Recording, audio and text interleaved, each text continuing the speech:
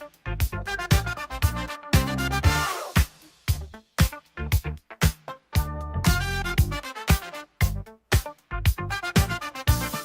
married to a Funko Pop. Oh, oh, oh, oh. We got wedded conjoined in a Subway shop. Oh, oh, oh, oh. I'm married to a Funko Pop. Oh, oh, I'm married to a Funko Pop. Oh, oh, vitamins and minerals. We got wedded conjoined in a Subway.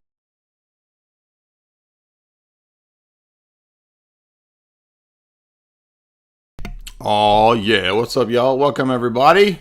It's another live stream, another open forum. I don't know why I was getting a double feedback loop there, but we're gonna go ahead and just get into it.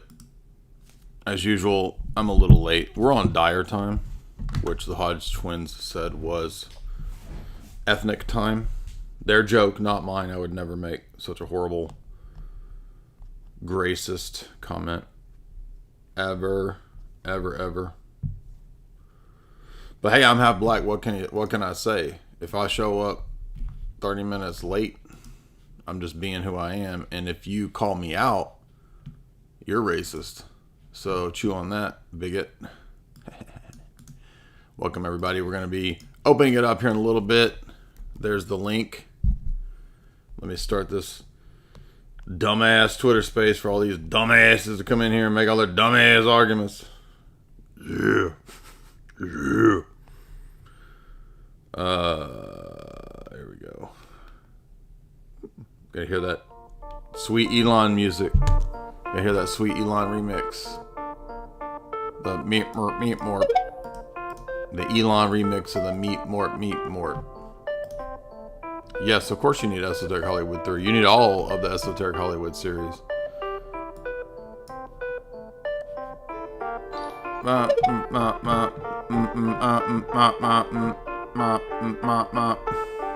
Did I not include the... I didn't include the damn Streamlabs link.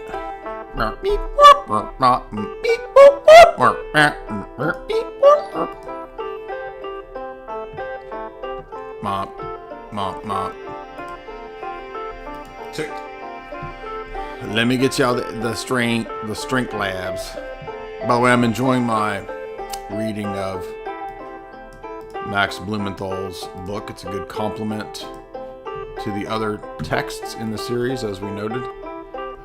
So I'm about halfway through now. I wish Ridvan hadn't backed out of the debate, but it is what it is, you know. As the boomers say, it is what it is. It was what it was. Boomer wisdom cliches. Y'all like those?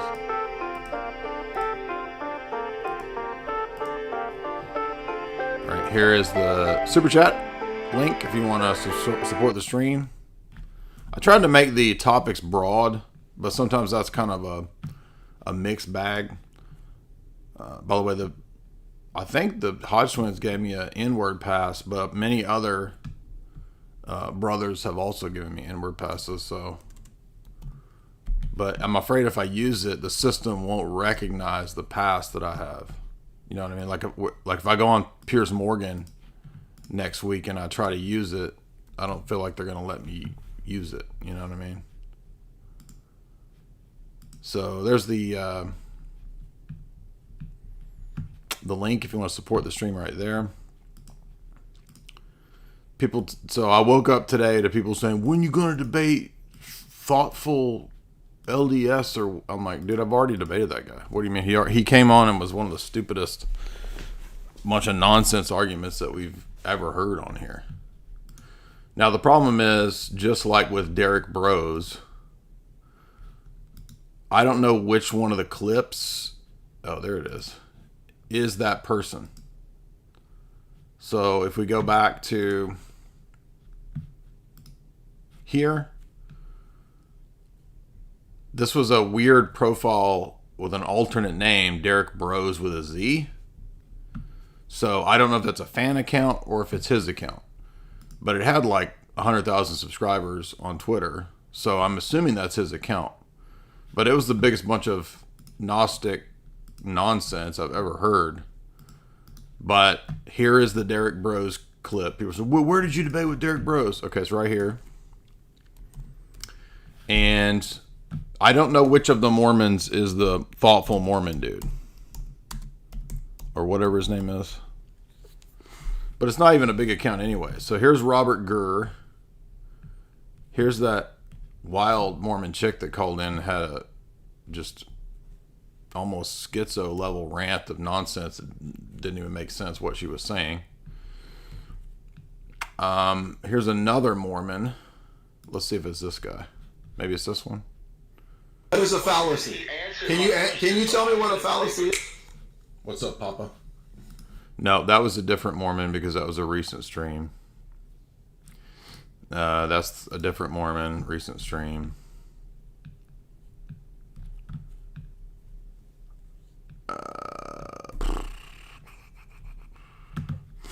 Robert Gurr again. Maybe it's this guy. Let's see if this is the right Mormon. There's another one. Tomism, however you would pronounce that. Thomism. There we go. The smartest Mormon. Thomism. A lot of stuff like that. So I don't. Okay, I don't know if this is the right one, but I'll give you this one. And then there's another clip here. This Mormon. Yeah. So I remember the church. Or that's the same guy. That's the same clip. Jesus Christ of Latter-day Saints, and my friend was saying that I should debate you, but really I was just... Okay, I think this is him. I think this is the right guy. So for all the people asking, when and where did you argue already with... I forget his name on Twitter, but it might be this guy. I wish people would just use their names so we could identify them. Everybody's got these stupid-ass handles that are... Mormon Thoughtful Mystic 69. Like, I don't... Dude, just tell me, who are you? This is him because it's the same logo. So this guy, I've already debated this guy. And I think it's that clip that I just pulled. This one, I think. So here's the guy looking kind of weird here. And let's hear him talk, and then I think we can figure out his voice. But it's the same logo on his channel that I think was on his Twitter. Completely misrepresented what members of the Church of Jesus Christ of Latter-day Saints actually believe. No, we didn't, because your own church changes its position. Your cult changes its position historically. So let's see if that's the same guy. Trying to get an understanding of the, what do you call it, the monarchical Trinitarian That doesn't sound like the same dude, does it? view, or something like that. But it sounded like you had other things that you wanted to debate about Mormonism or whatever. And how do I know this? Well, because I am one. And if you are not a Latter-day Saint, you need to be aware that Jay Dyer and people like him are misleading you. And by the end of this video, you will see why. You see, Jay Dyer is one of those internet apologists known as the Ortho Bros of the Eastern Orthodox Church. And he was invited on the Hodge Twins podcast to give his take on Jews and Muslims. But at a certain point, the conversation veered into a discussion about the beliefs held by members of the Church of Jesus Christ of Latter-day Saints, or more commonly known as Mormons. Now, I remember as a little kid, me and Kevin was playing outside, and these Mormon kids came to our house on bikes, had that white shirts and black ties, if I remember correctly. And they went my mom's house. Whenever we went to talk about God, Jesus, my mom would let you in the house. Right? She's very religious. So me and my brothers outside playing, and then I heard my mama cuss, "Get the fuck out of my house, you motherfucker! You racist son of a bitches!" My mama's with those type of Christians. Right? Get out, you damn racist!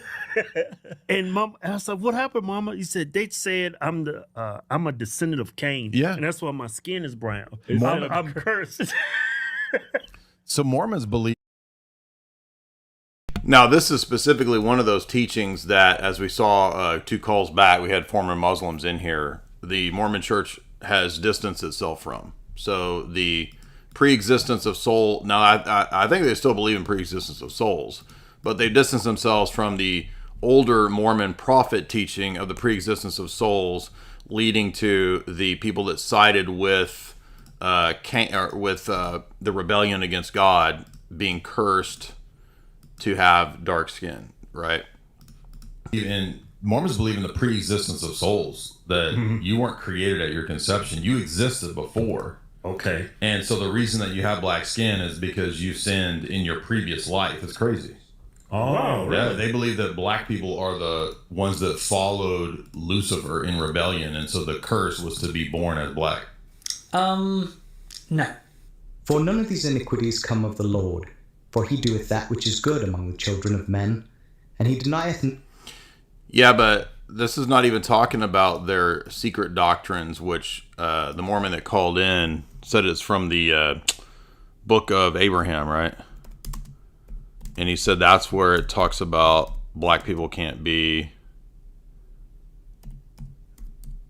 in the Mormon priesthood. Right? Now what Mormons always do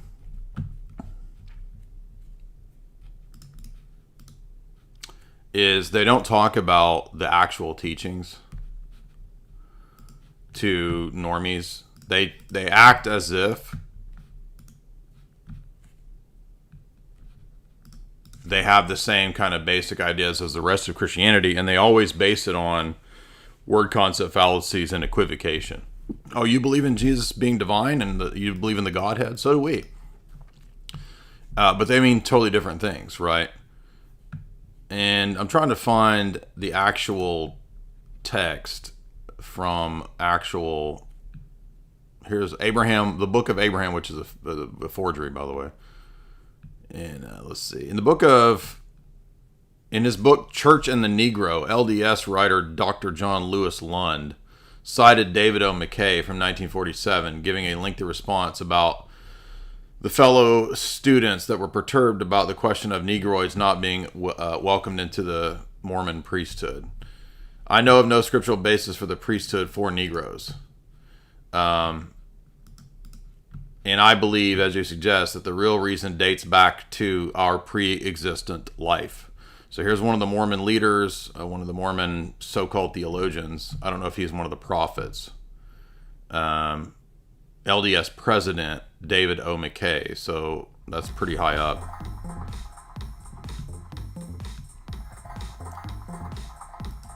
Such a statement carries significant importance because McKay referred directly to the LDS scripture, the Pearl of Great Price, where the book of Abraham is found. By itself, verse 26 might sound vague and confusing. It says, Pharaoh, being a righteous man, established his kingdom and judged his people wisely and justly throughout the days. And then it says, even in the reign of Adam and also of Noah, his father blessed him with the blessing of the earth and the blessing of wisdom, and cursed is he that as pertains to priesthood. So this is saying that the descendants of Cain cannot be Mormon priests. And as you saw, it was because of, quote, their previous life, their pre-existence. These Mormon leaders felt that Abraham 1:26 was a key verse when it came to denying the priesthood to black people. In so doing, verse 26 is put in the context of denial. Since the Lord appeared to Cain and conversed with him many times before Cain killed Abel, Cain must have held priesthood.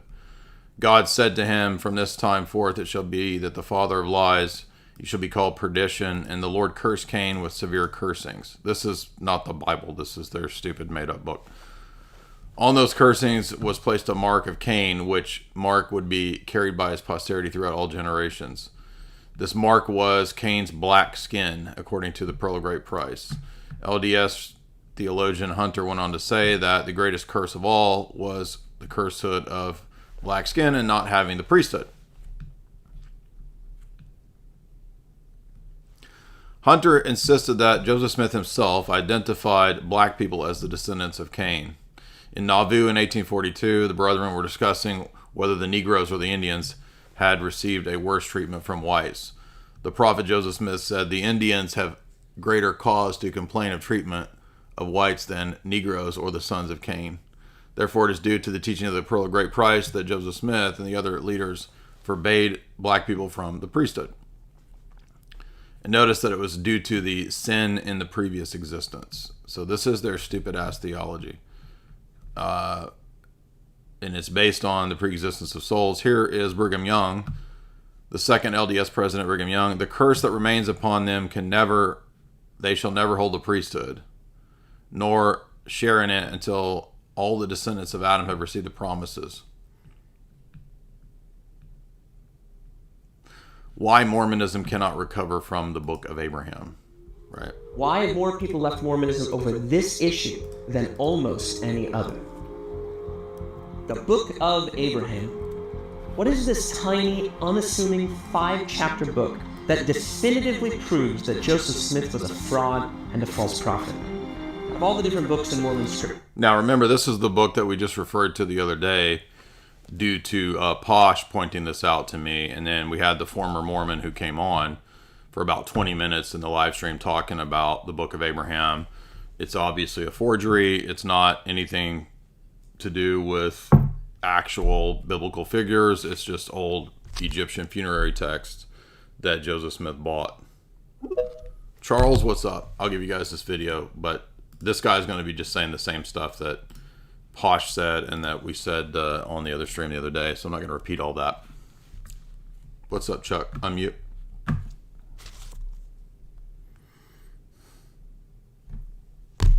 Chuck, unmute. Joseph Spliff. How come people don't unmute, man? I don't get it. Maybe Twitter's not working right today.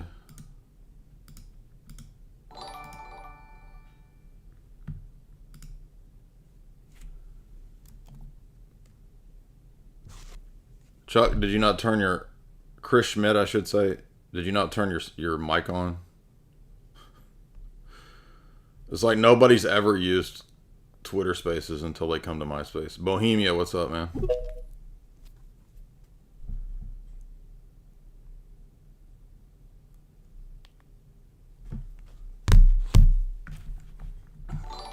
I'll give you guys this link too here if you want to read the full article on the Book of Abraham right here. What's up? What's the topic? The topic is all the things listed in the topic description. Oh, shit. Okay, so I would have a question because I'm deciding right now. Right now, I'm a catechumen in the Orthodox. Good. In the Orthodox Church. Good. And I am pretty sad. Like, I'm not church hopping. I'm set on becoming Orthodox next year, getting baptized. Okay. But I had a question because I saw an Orthodox priest say that I cannot, if I am Orthodox, I cannot pray with Catholics. Correct. And I have a lot of Catholics friends, and one of my friend actually is a Catholic priest. And I like Catholics. I'm from Prague, so it's a Catholic city. Okay, but liking them doesn't equate to being able to celebrate liturgically with heterodox groups. That's the teaching of the first 1,000 years of Christianity. Yeah, I guess my question would be about the prayer. Like, if I pray with Catholics, do you think that's bad? Just outside the church.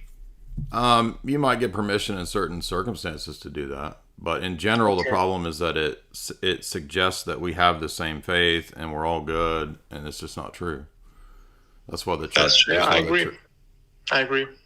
Anyway, but I would just take it case by case instead of trying to find a one size fits all situation, because there might be situations where you need to go to a funeral.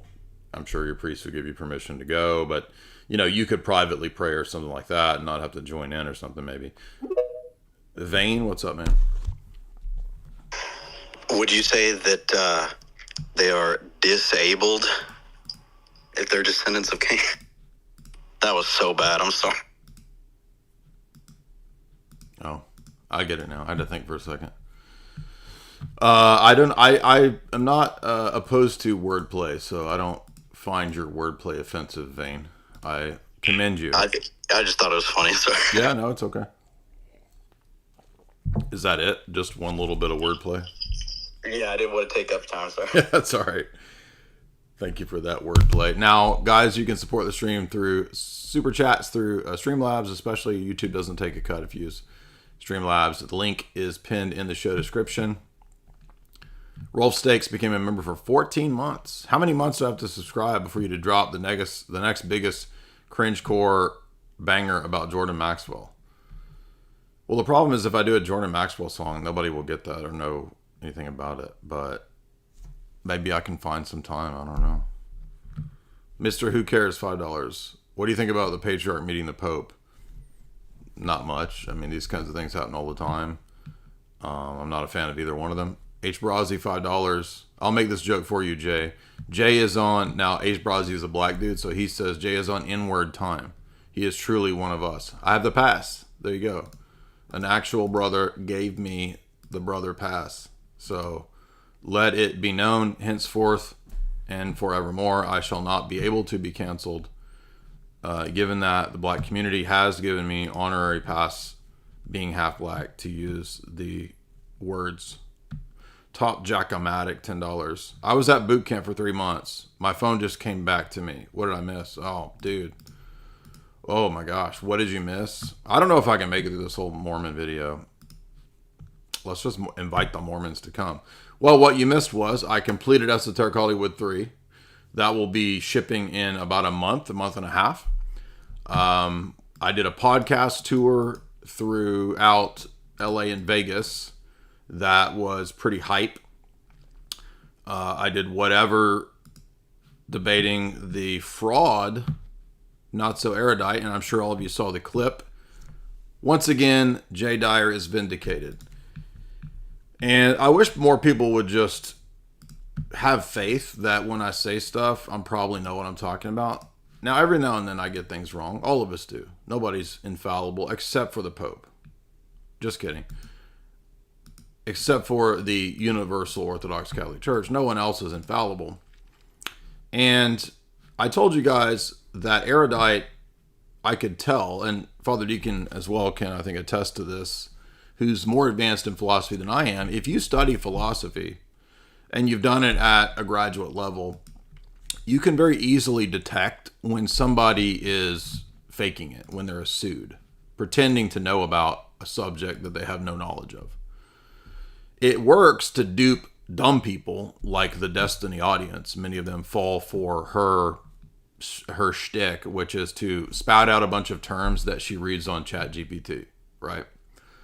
And I knew in the midst of that discussion, and I'll just play this one clip here to remind you from my TikTok. Come to debates. If you go to my TikTok, you'll remember that I asked her more than once on the second 8-hour day that whether or not she had read a single text that she could recall the name of, and she couldn't.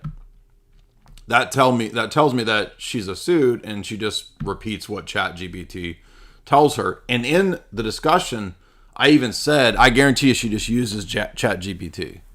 And this is what, like, Zoomers and younger millennials, like, they think that intellectualism, academia, being scholastic is literally just putting on the front of it. That's what they think it is.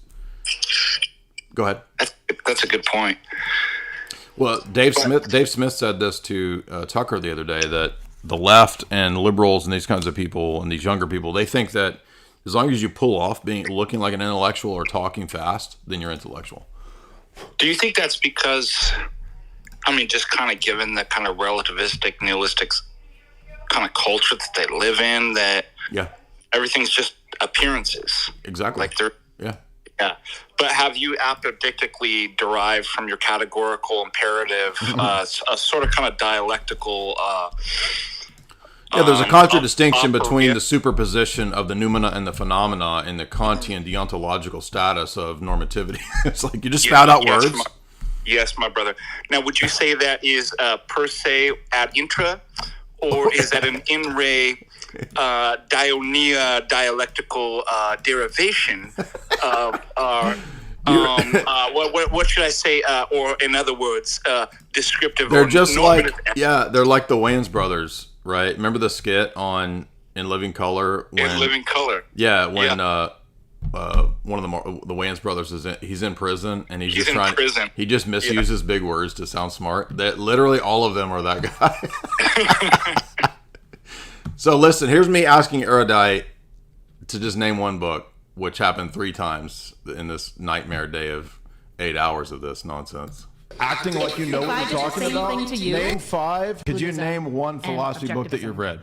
The five dialogues by Aristotle, Plato, Republic. There's no book. The 5 dialogues by Aristotle, Plato, Republic. Those are 2 books that I've read. So the five dialogues is yet, or do you just want to keep on being bad faith to try to get optic? One philosophy book from any of the philosophers. One philosophy book, Plato's Republic. Okay. Did you read that? No, I actually didn't. So I asked her to name a book she read, and she named a book.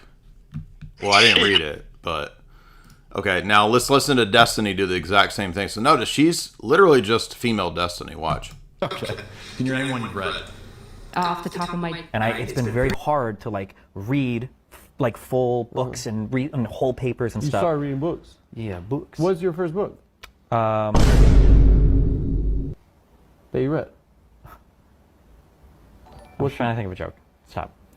The Game. Neil what? Strauss, The Game. Yeah. Easy. Okay, go. Hilarious pop culture reference. Hi, hold on. No. Okay, continue. So Destiny couldn't name one book he's read. Erudite couldn't name one philosophy text that she's read, not just a text that she's read. I love that she mixed Zeno's Republic. She said Aristotle's Republic. Oh, did she? She said 5 dialogues, Aristotle Republic.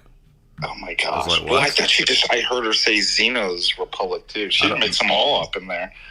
You can't name books. Let me see what she says. Because like Destiny, you come to debates acting like you know what you're talking about. Name 5. Could you name one philosophy book that you've read? The five dialogues by Aristotle, Plato, Republic. The 5 dialogues by Aristotle, Plato, Republic. So just gibberish, right?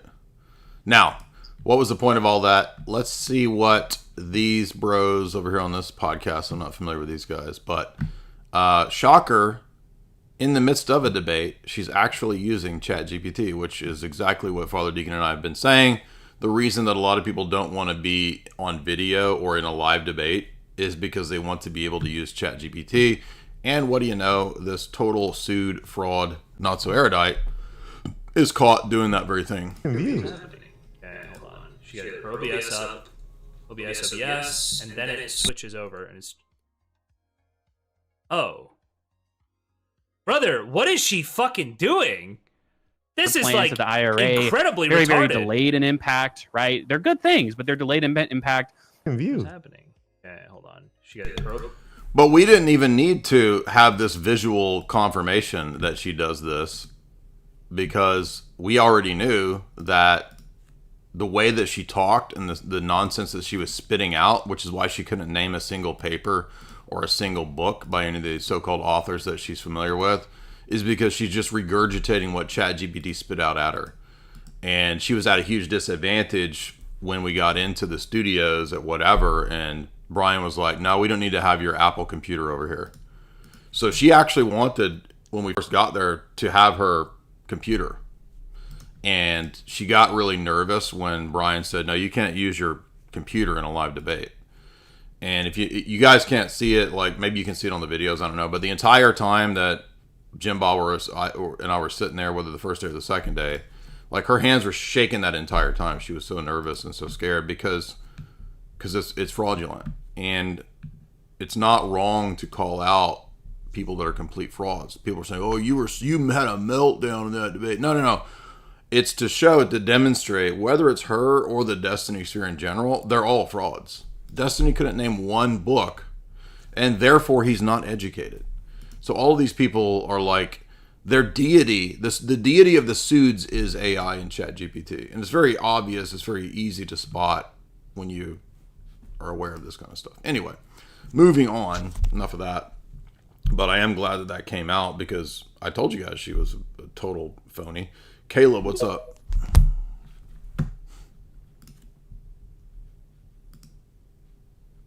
Hey, Jay. Yo. Hey, so basically, it's nothing about what we're talking about topic-wise, but like probably you get a lot.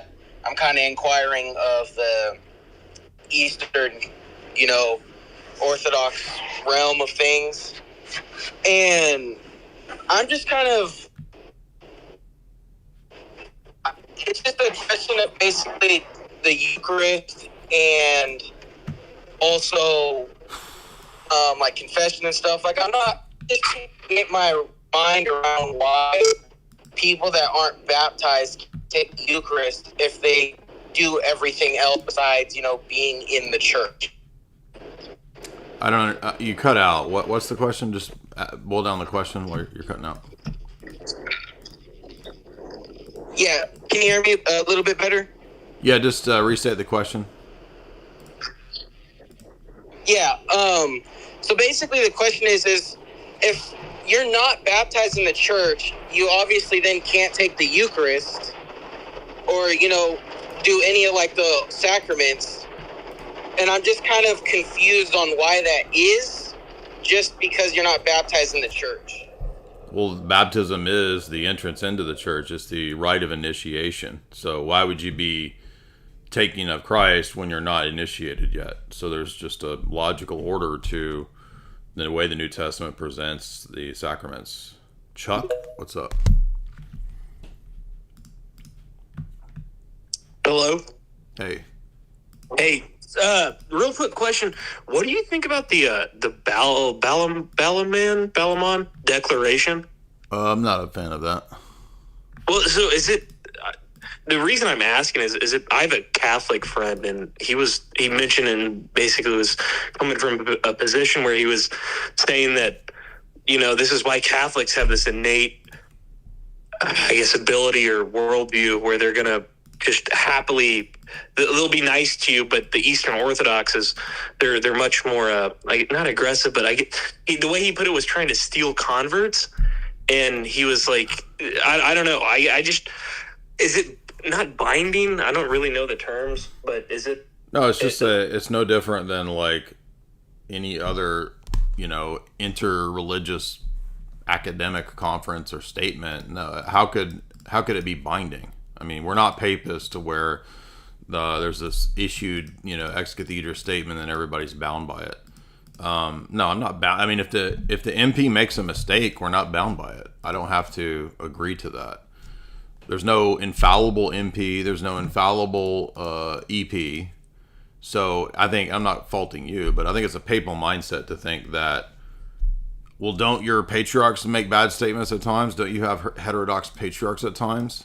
So how is that any better than the Catholic position? It's a difference between a systemic defeater and the same type of problem in another system that's not a systemic defeater. If in the Roman Catholic Church you had, say, a bunch of American bishops that were super ecumenist and liberal and saying heterodox things, that wouldn't be a defeater in the Roman Catholic system if the Bishop of Rome was Orthodox, or excuse me, the Bishop of Rome was still Orthodox in the little o sense.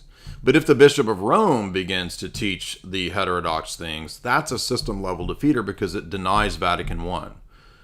In the Orthodox Church, if all the bishops are decentralized and one bishop says something erroneous, it's not de facto heresy because it's wrong. It's heresy. I mean, it could be heterodox, but it requires a synod or some condemnation of the statement before everyone is bound by that. You see what I'm saying? So it's two different ecclesiologies where one problem might not be a system defeater for the other system. But I don't understand why people just can't grasp this. I'm not talking about you, but like no one seems to be able to grasp systemic level defeaters. If I have two Roman Catholic dogmatic teachings that contradict, that means the system's done. It only takes one contradiction between two different statements. And that's why you see the Roman Catholics then scramble to try to say, well, it's not infallible, it doesn't really count, or we can reinterpret it this way, right, to make it work. That is not going to be a problem in the Orthodox position because we don't have the view that any individual bishop or patriarch is infallible or can never teach error. And I just don't understand how people can't get this. Is it that difficult to understand that one problem could be a system level defeater for one system and not for another because it's a different system? If we had the position that the patriarchates or the EP or the MP were infallible, then it would also be a defeater for our system. But we don't have that view. So it's like it's like they can't conceive of what an internal critique is designed to do. Now, as to your Catholic friend's statement that we're stealing converts, we don't believe that the Roman Catholic Church is half of the church. We don't believe that it is the church. So the church is a single, unified, communal entity. It's not a divided entity for the last 1,000 years that hopefully we can heal and bring back together. The Roman Catholic Church is not the church. It is, as St. Mark of Ephesus said, a para-synagogue. It is an extra ecclesial entity that operates more like a cult. It's not as bad as Mormonism, but it is in many ways similar to Mormonism. Because the Pope can just revise and restate and redefine things to make the system unfalsifiable. It's like the Mormon said when he called in the other day. He said, the reason I didn't go Catholic is like I didn't see a huge difference between the prophets that have new revelations in the Mormon sphere and the Pope and his new ex cathedra teachings, right? Whatever they may be. It's just really weird that it's like so hard for people to understand a systemic level defeater. Yeah, just to comment on that, I would say to the guy, like, think about it. Nestorius was the Patriarch of Constantinople for 3 years before he was condemned. Would we have had to have been Nestorian? Yeah. Like, that's where I go. It's like, how did we solve it before when it was clearly a problem? Right, and even Cyril didn't immediately act like, the idea was to have a council, right, to deal with that church-wide issue. Z, what's up? I think you've been in it, Emperor. Good point. Can you hear me? Yep. I just had a question about transcendental arguments, if that was all right. Yeah, FDA's here. Yeah, so I came across this critique about transcendental arguments, and it was essentially that from a skeptical position, all a transcendental argument can do is show what you ought to believe, not what is actually true. Now, that's the Barry Stroud position, so we agree with Barry Stroud's critique of transcendental arguments, but the transcendental argument for God is different because it's a systemic level argument. It's not just a transcendental argument. Right. What would be like the meaningful difference between those then? Because transcendental arguments can only show what ought to be the case or what works within some conceptual scheme, but the transcendental argument for God is a precondition for the possibility of any schemes. Right. Okay, I got it. Yeah, they were just arguing that, like, from a skeptical position where you wouldn't have access to that kind of thing, it was hard to show how your mental state related to the world in that sense. Yeah, we actually use that argument. So when we get people that come on and say that all I need to do is show that the other positions are incoherent, well, that doesn't necessarily mean that your position is true. So you need a stronger presentation than that. To get epistemic justification, for example, in the Mannion paper, he points out that just having a systemic coherence isn't even enough because maybe it just appears to us that our worldview or our schema is consistent. But how do we know that it actually applies to the world? And that's precisely the type of critique that Mannion makes of why you need more than just the appearance of coherence or rationality. Oh, thanks, man. Do you have anywhere I can read up about that? Yeah, the Mannion paper, Russ Mannion's paper. Okay, thank you, man. What's it called, Father Deacon?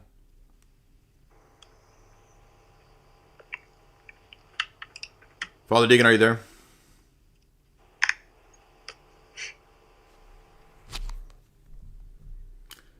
I guess he had to step away. It's Revelatory Theism. I forget the full name of it.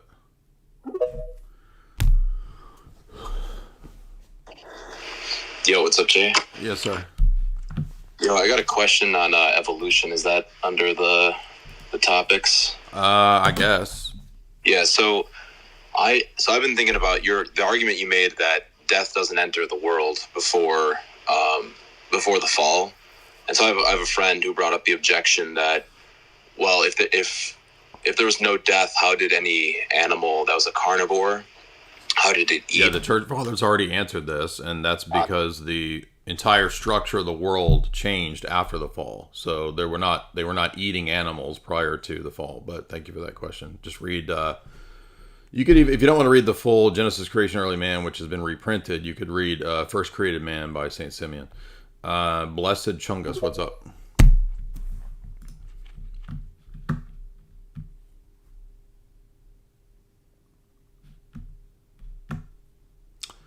Eastern Orthodoxy, 10 Roans. What's the difference between begetting and proceeding?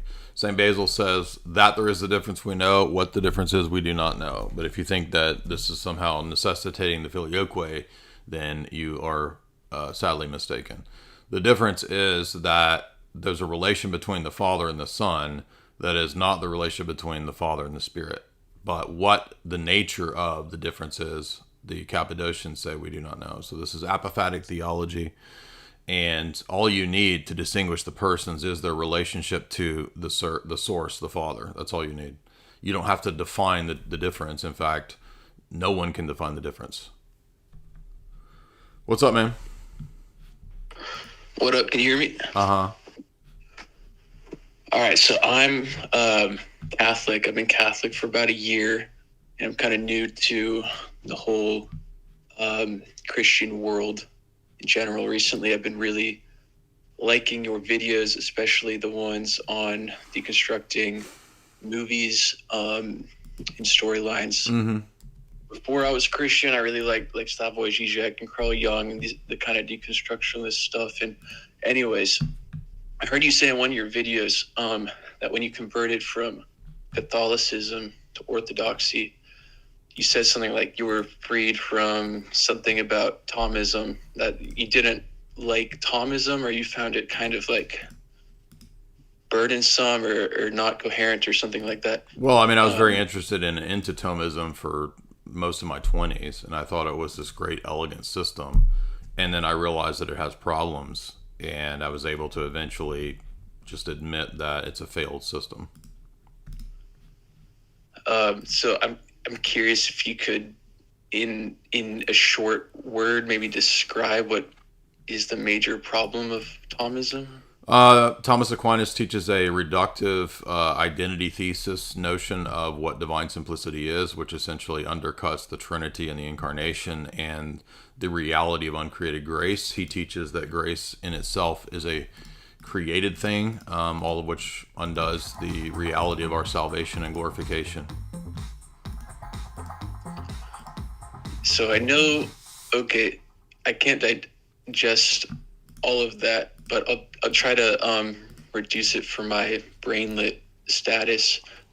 But so I know that there's major distinctions between Catholicism and Orthodoxy, like theologically, like essence, energies, distinction, and maybe some of these. Right, and Rome teaches that via the denial of the essence, energy distinction, grace is a created reality.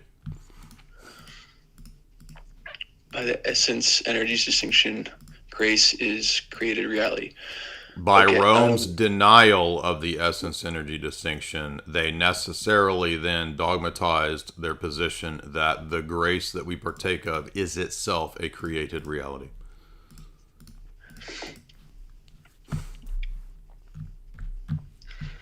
Okay, I'll research that more on my own. And I have a broader question to ask just about the Catholic Orthodox split, because I heard you talking to that Orthodox guy from Prague about how Orthodox are not supposed to, pray with Catholics. I mean, that sort of makes sense to me because, I would not go pray in a Protestant church or something like that. Right. But I'm wondering, does the divide between Orthodox and Catholicism come down to like these theological issues like essence energies distinction, or is it like more of a historical political split? No, it's theological, and everybody who thinks that it's political is sadly mistaken.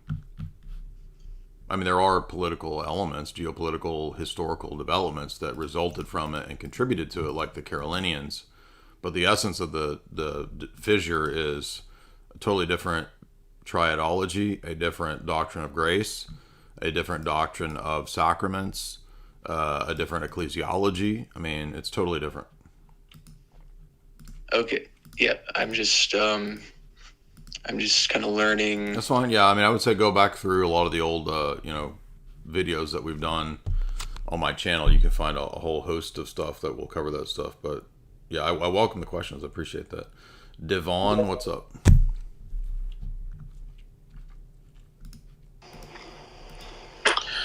Hello. Hey, my name is Devon. I'm a Protestant.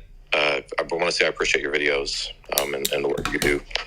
It's really kind of opened up a whole new world for me. I never really had any sort of access to the Orthodox paradigm until I started watching your videos.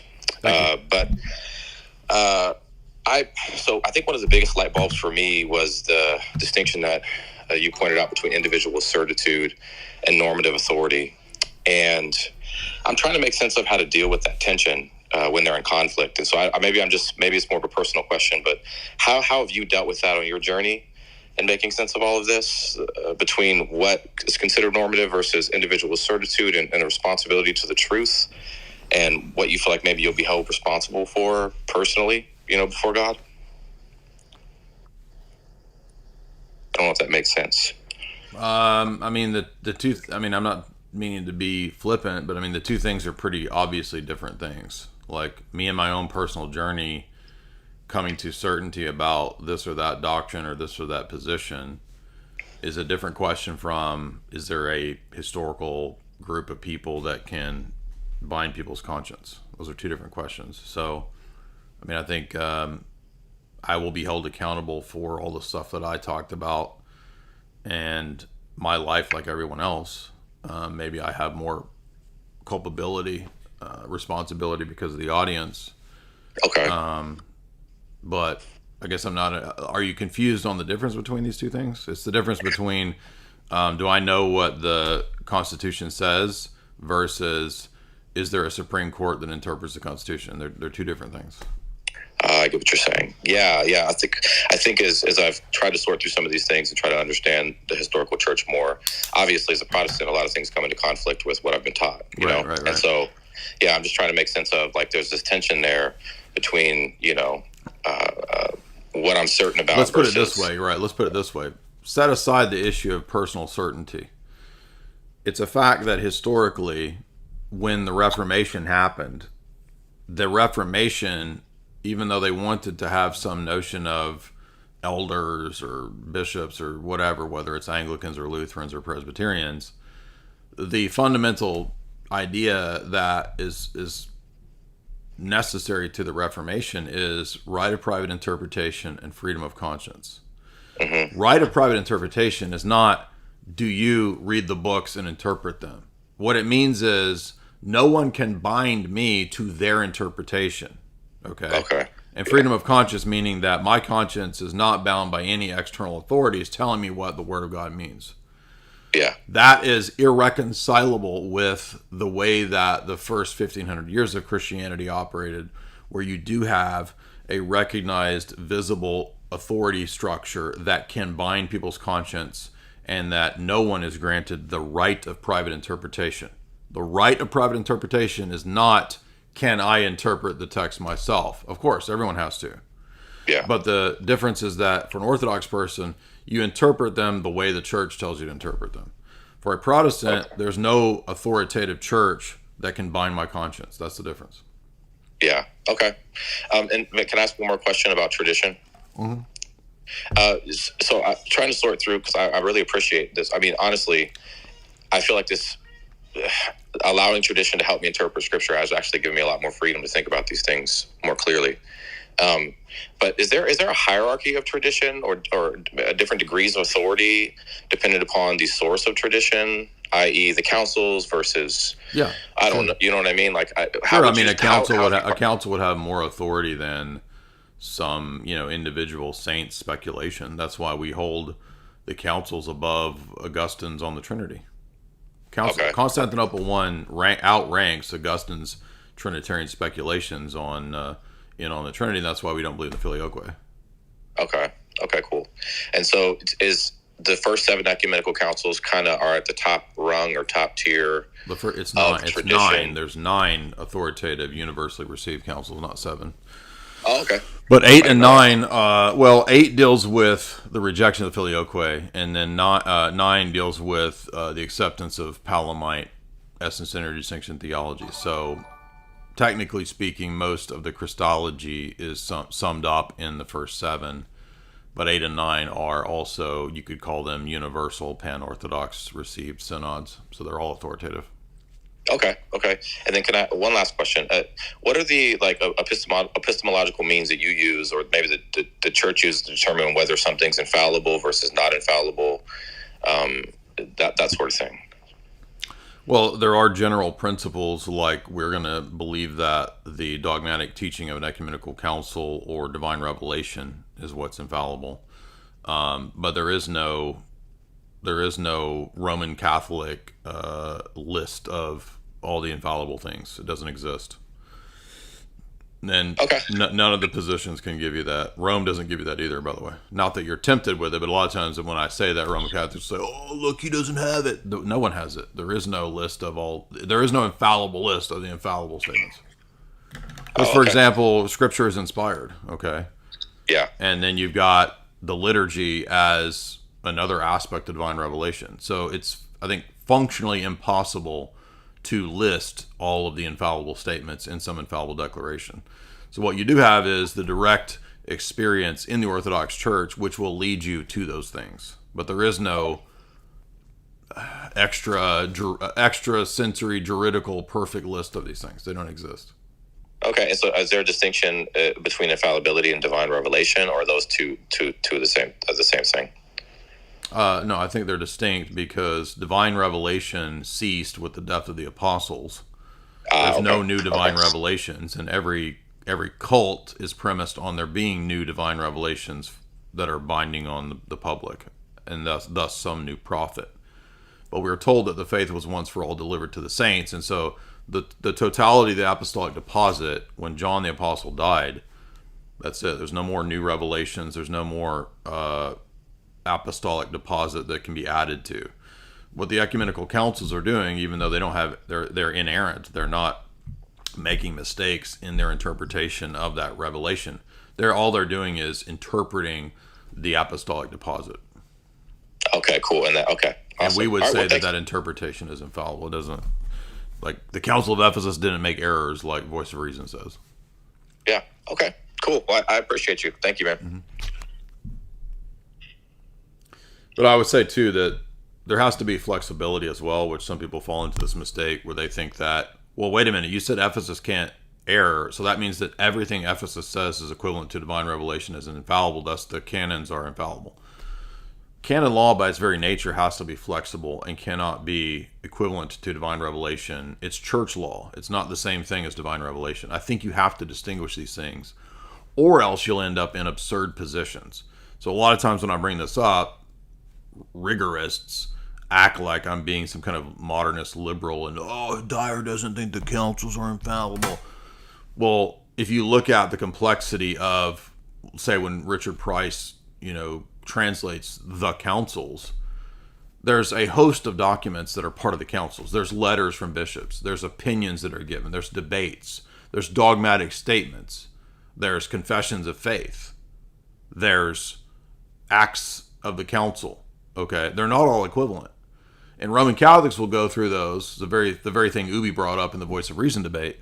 Roman Catholics will go through those, quote mine, and look for anything that supports Roman primacy, and ignore what the document actually was. What, a legate giving his opinion? Why is that binding on the entire church unless you presuppose Vatican I papal supremacy to begin with? So you see how silly this is. The same attitude that the Roman Catholics do when they mine the councils for papal stuff, psycho-rigorist 0.05% online Orthodox people will mine the canons to find some way to call everybody a heretic, an apostate, and a modernist, when you literally cannot follow every canon. It's just insane. So there has to be some degree of flexibility with church law. And by the way, whether you're Orthodox or Roman Catholic, both believe in a degree of flexibility for canon law, for church law. Father Deacon, what would you call this? Like, even civil law operates this way, where not everything is black and white. You don't just follow the letter of the law. There has to be flexibility with the interpretation of law. And that's why you have judges. Are you there? Father Deacon, are you there? We can't hear you, but maybe you're out of maybe there's no signal where you are. Agent Zero. Yeah, there's economia and akrivia, right? So there's precision as well as flexibility.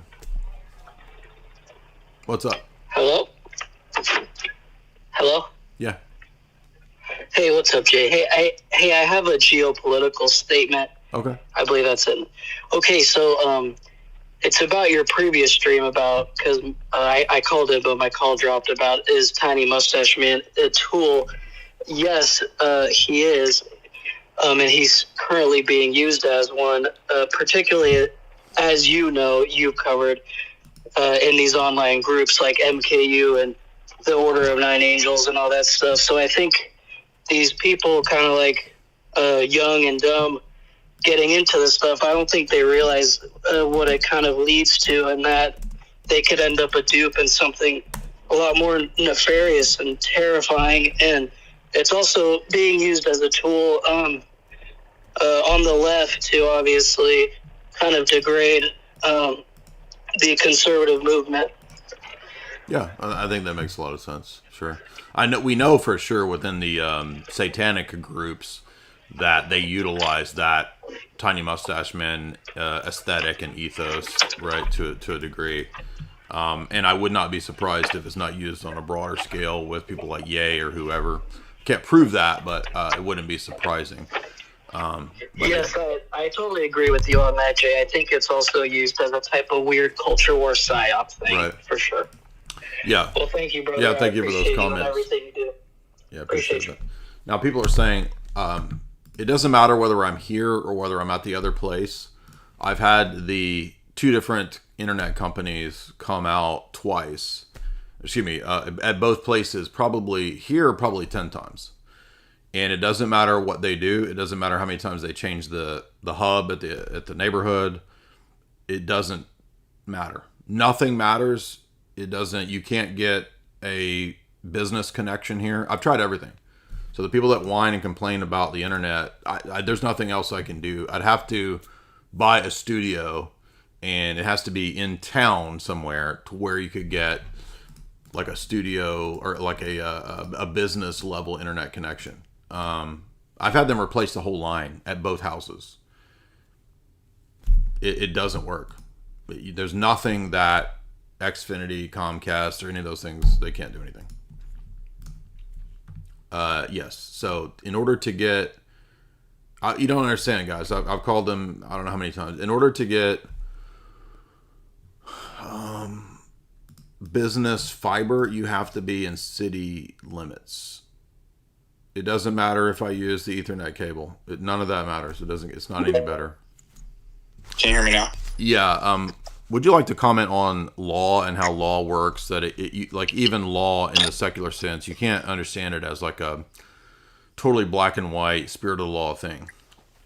Well, again, one of the things that I think that is either influenced by or in terms in Roman Catholicism, remember we were saying, is thoroughly Cartesian. And I keep noticing this theme, don't you?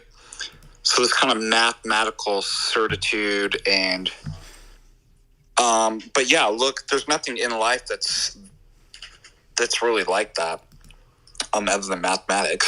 Yeah. But yeah, in law, again, you have rules and you have precedent that you appeal to, but the judge has to use, and what's really interesting, what do we always say at virtue epistemology? The judge has to use their discernment, whether this applies, but they have a rule, i.e. a canon. They have a precedent. They have something to go, so they're not just a whimsical, make it up as I go along judge, but it comes in different degrees. They can apply that in different, there's nuance and stuff like this. So it's really strange that, and you see this in Orthodox too, it's not just Roman Catholics, but I think people who convert to Orthodoxy can have that kind of rigid, everything has to be, I have to have a list of the infallible stuff, and everything in the council has to be infallible, and it's just, that's not even what it's about. It's not about getting an infallible Cartesian list of, and what do I always call it? It's abstractionism. Yeah. It's like, congratulations, you made a Cartesian, abstract, mathematical Dungeons and Dragons game in your head. Like, that's not going to save you. It's not going to heal you. And these people are just, algorithm worshipers. Like, I don't know what to say. He's not talking about tag. He's talking about the people who think that church law is somehow like divine revelation. And it's the same attitude of the Pharisees, right? If you go back and listen to the debate that we had with Dale the Protestant, it was me and Dr. Bo Branson versus Dale and some of his Protestant buddies.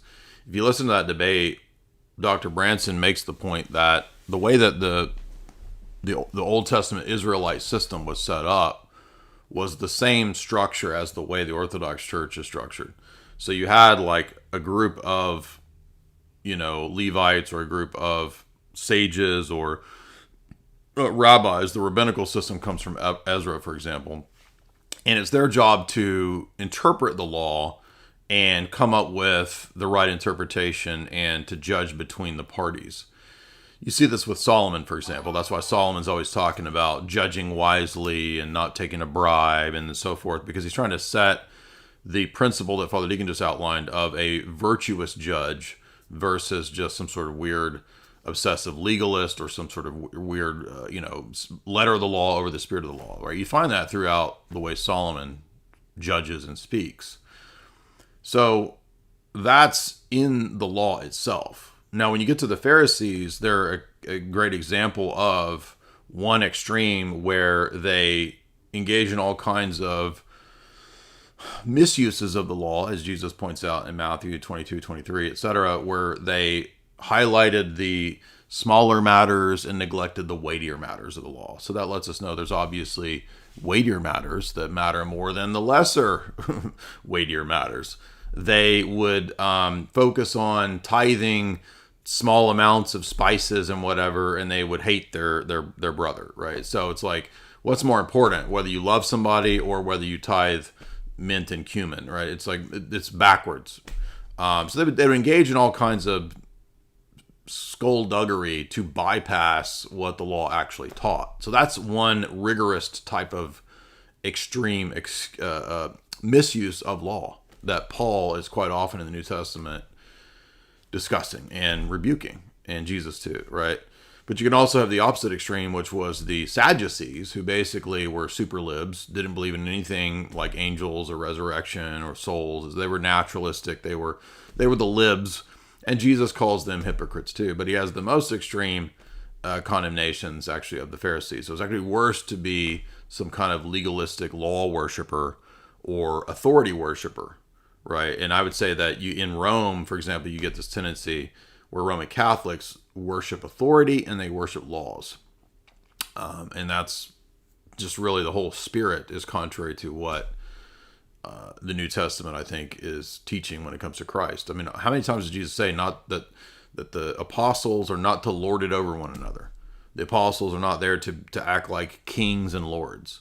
And the very thing that the Bishop of Rome becomes like the ultimate example of, he's the king of kings and emperor of emperors in the world. I mean, that's insane. How can anyone read the New Testament and think that the way the papacy acts in terms of the Middle Ages is anything like the way the New Testament tells, bishops to be?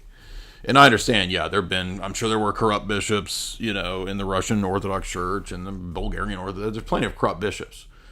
And Orthodox bishops violated the ancient canons if they went into battle. I understand all that.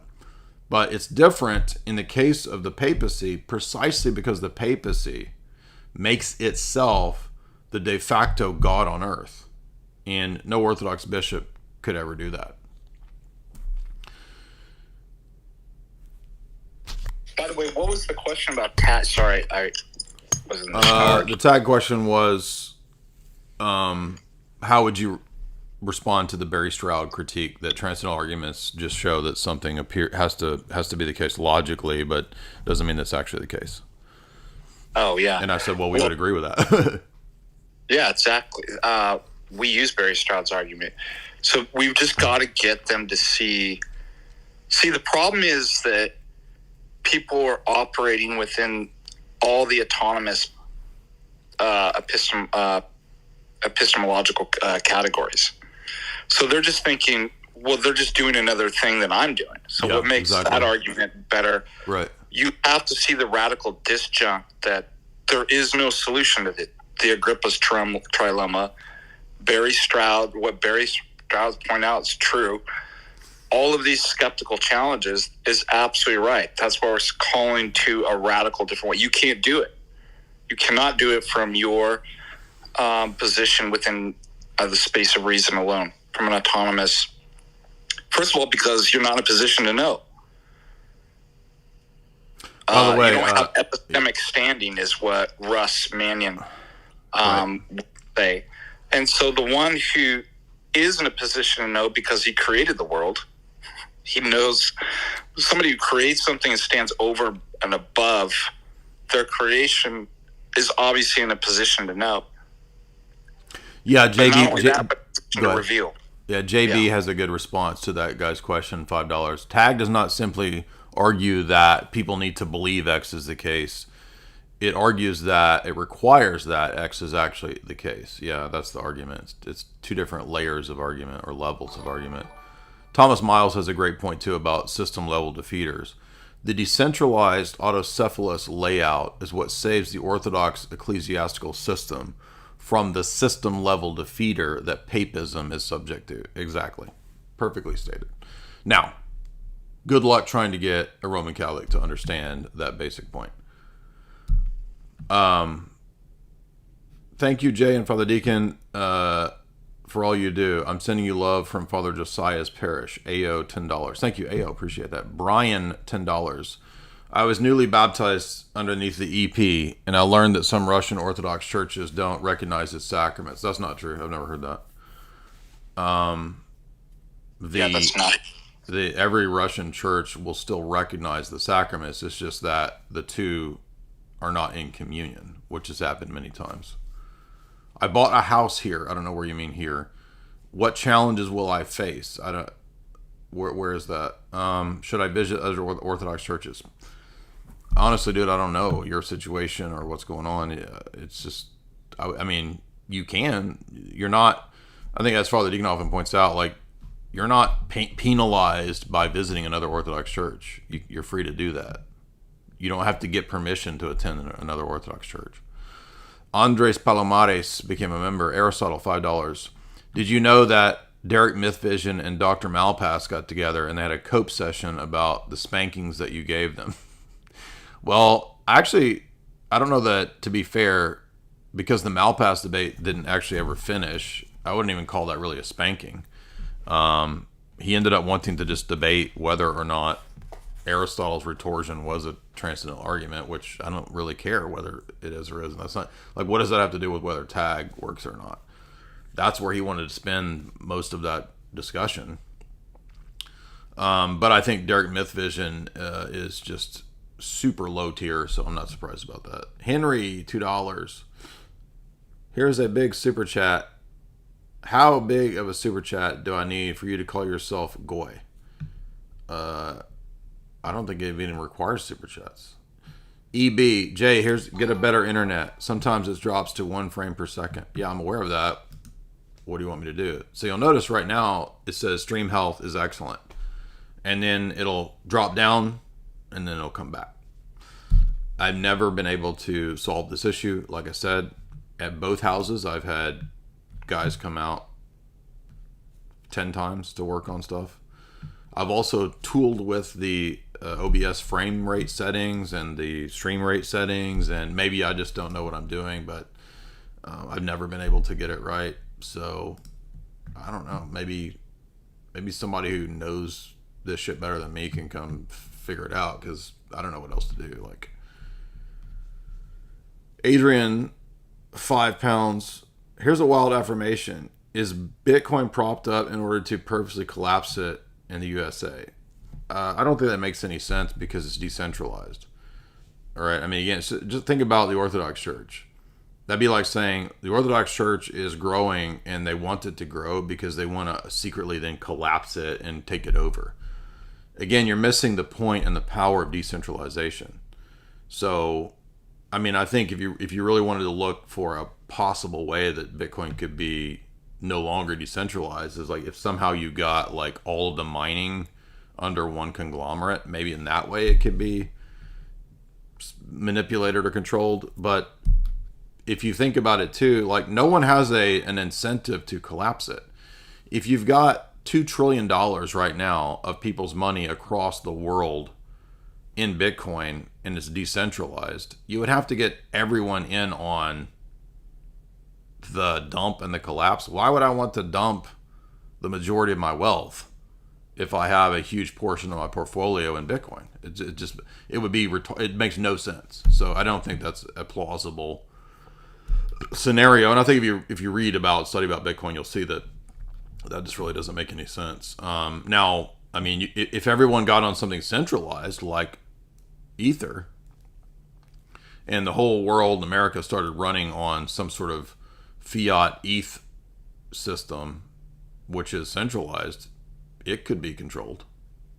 Even if 90% of the Bitcoin is held by 1% of wealthy people, they don't have an incentive to dump it.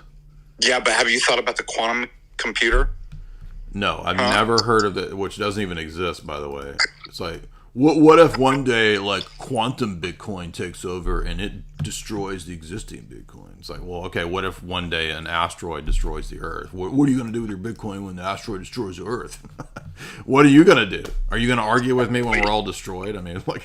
Yeah, I won the argument. We're all dead. Yeah, right. I won. Vindicated. Everyone's dead. Connor became a member. What's up? Christopher Scott, $5. What's up? Even though a lot of wealthy people have a large amount of Bitcoin, they still don't control the network. You don't understand that. That's why it's decentralized. Cardano is the only decentralized network. Okay, yeah, sure. I'm not, I mean, whatever. I'm not going to have this. Have you ever heard of Luddite coin? Well, Hallowed Knight sent a super chat for $2, and he says that Father Deacon Ananias is half Lamanite. What's that? That's one of the people groups in the Book of Mormon, the Lamanites. Oh, he says maybe you should be Mormon if you're half Lamanite. Yeah, and I'm half. Was it half or a quarter Nephilim? When I sent my. How tall are you? 6 foot. Okay, so that's a quarter. You're not. You got to be taller than that to be 1/2 Nephilim. Yeah, that's right. Let's see. Let's talk God. $5. Poured a Funko in the pot. Watch it fizz. Dyer on that time and got theological riz. I don't know. When people try to rap about theology, to me it's always cringe. But, I mean, I appreciate your super chat. Gainerzilla, $10. Do you think it's consistent that Protestants will say that the immediate successors of the apostles subverted Christianity? No. Why would that be consistent? I mean, Jesus says very clearly that the gates of hell would not prevail against the church. And, I mean, it's not just Matthew 16. If you look at Daniel 2, Daniel 2 predicts that when the Messiah comes, his kingdom is set up, it grows into a giant tree, and it takes over all the existing kingdoms, right? So what empire did Jesus die under and was his kingdom set up under? The Roman Empire. And what? In 300 years, his kingdom took over the Roman Empire, became the Orthodox Church. So it's predicted throughout the prophets. It's not just predicted in Matthew 16. How many times does Isaiah say that the Gentile kings and queens will come into the church? Okay, well, what church did they come into in the 5th, 6th, 7th, 8th, 9th, 10th, 11th, 12th century? It's not the Protestant one. Protestants will say that the Holy Spirit guides them to the invisible church. Yeah, that doesn't exist. Right? That's the Protestant vehicle that they invented to bypass the historic church, which proves that they're not members of the historic church. Where do any church fathers teach the invisible church doctrine? Nobody. Not even Augustine teaches the invisible church doctrine. Nate, $5. The clip of Not So Erudite doing her degenerate hand motions and your face when you saw it was hilarious. Like, what just happened? That's because it was genuine. Scott G, 5 A's. I just watched iHypocrite's video on Glenn Greenwald. Dear God, that's horrendous. Do you mean Glenn Greenwald's take was horrendous or iHypocrite? I have not watched it, so I don't know whose position was horrendous. Eastern Orthodox Journey. Oh, we already did that one. Let's see. Scrolling down. H. Brazzi says for $5, choppy internet is actually based. The chat needs to stop whining. Yeah, that means they're trying to shut me down, dude. They're fighting me. Green Bear, $5. If you were to debate a Roman Catholic on geopolitics, what would the resolution look like? I think the way I framed it was, what is a better explanation for the actions of the papacy in the last century? An infallible divine charism or geopolitical power block influence? Because the way I would argue that is, I think that the geopolitical power block influence is a much better explanation than supposed divine guidance and infallible charism, because again, like, people don't understand. I remember when I was a trad cat, when I first started reading a lot of like trad stuff and a lot of stuff about Vatican II, the first thing that you'll encounter, which by the way you can actually see, Tim Gordon's kind of at this stage where he'll cite AA 1025 or whatever it is, that supposed KGB infiltration of the Catholic Church. And I remember reading that back in the day, and I thought, oh yeah, that's what it is. And then he'll cite Alta Vendita. Oh yeah, the Masons infiltrated the Catholic Church, and all of that is partially true. So it's not totally wrong, but it's like, okay, some of this is partly true. This is a puzzle piece, but it wasn't until I got into doing grad studies of studying espionage and psyops and that kind of stuff, reading the Wim Hof book, where you really start to realize, oh, so the CIA was all up in Vatican II. And yeah, there's a Jewish role as well. If you read Gordon Thomas's book, he argues that the Mossad wasn't really influential in the Vatican until John Paul II, which seems plausible. I'm not saying Mossad controls the Vatican, but I'm just talking about different networks. I think the CIA had a much stronger foothold in the Vatican way prior to John Paul II. But I mean, you've got normie books and critical books, whether it's Kaler's book or whether it's Paul Williams's book. One's critical of the CIA, one is pro-CIA. They all admit, like, absolutely John Paul teamed up with the CIA to win the Cold War. In fact, Kaler argues that one of the key signs of the victory of the West in the Cold War was not just the John Paul Ali Agca assassination attempt, but various like photoshops that John Paul II took that arranged CIA photo ops, right? And then if you look at the Gorbachev, Bush, John Paul II meeting at Malta, that's a huge concluding meeting of the Cold War, setting the stage for where we are now, which, by the way, amazingly, again, I have some pretty stiff criticisms of some of Max Blumenthal's chapters, but the chapter that he just covered on the neoconservative takeover via Netanyahu. So Netanyahu wrote this paper called Clean Break. So after the assassination of Yitzhak Rabin, the Likud wrote a paper called Clean Break, which was to make a clean break with the pro-PLO, pro-peace attitude that like Yitzhak Rabin had. And then they brought in this Seven Nations plan that General Wesley Clark famously talked about. Magically, the Big Nine event ends up supporting all of that. All of that has been, that's the other puzzle piece, you see, to understanding the WASP Zionist alliance that characterizes the Cold War and the state of foreign policy after the Cold War, entering into a designed and planned war on terror. And so Max Blumenthal's book is great for that.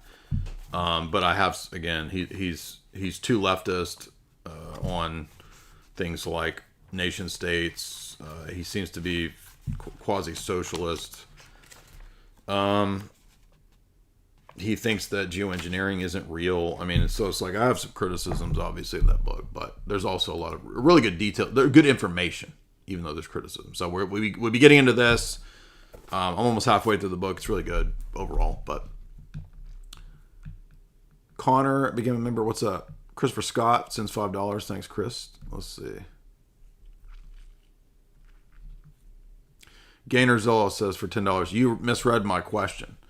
I know that Protestants are inconsistent. What I mean is a, quote, fully consistent Protestant. I don't know what that means. Do they affirm the immediate successors subverted the church? Well, I think in the Protestant world, you have a range of views. So the only people that I'm aware of that believe in a complete subversion would be Seventh-day Adventists, Mormons. They're not Protestant, but they have the view that the church was, the great apostasy happened right after the apostles. Maybe Baptists think that. But what's called the Classical Reformation, or the, quote, Magisterial Reformation, which is a retarded term, but Luther, Calvin, Zwingli, those people, they believe that the church didn't apostatize right away. It just got subverted and infected, but there were still true Christians, right? Calvin and Luther would say that there were true Christians in every century, right? So really it's only Anabaptists that I know that are, quote, Protestant, that have the view that the church immediately fell away. That's a classically Anabaptist position, radical Reformation position. Felted Snake, 10 pounds. Will you be doing other shows again? I'm sure I will. I don't know as of yet what other shows we're doing. What about the Whatever podcast? Is it once a year? I have no idea. It's up to. I mean, I just, when those people ask me to do shows, I'm like, okay, we'll see. Brian asked me to debate Dasha, and I don't think Dasha wants to do that. I asked about it, and she was like, "Oh, I'm getting married," and I never heard back. So. I don't think she wants to do a debate on there. Plus, I don't know what we would debate. We'll just have the same. I don't think she's a feminist, so I don't know that she would want to debate feminism. So the problem is that there's not many people that will debate feminism.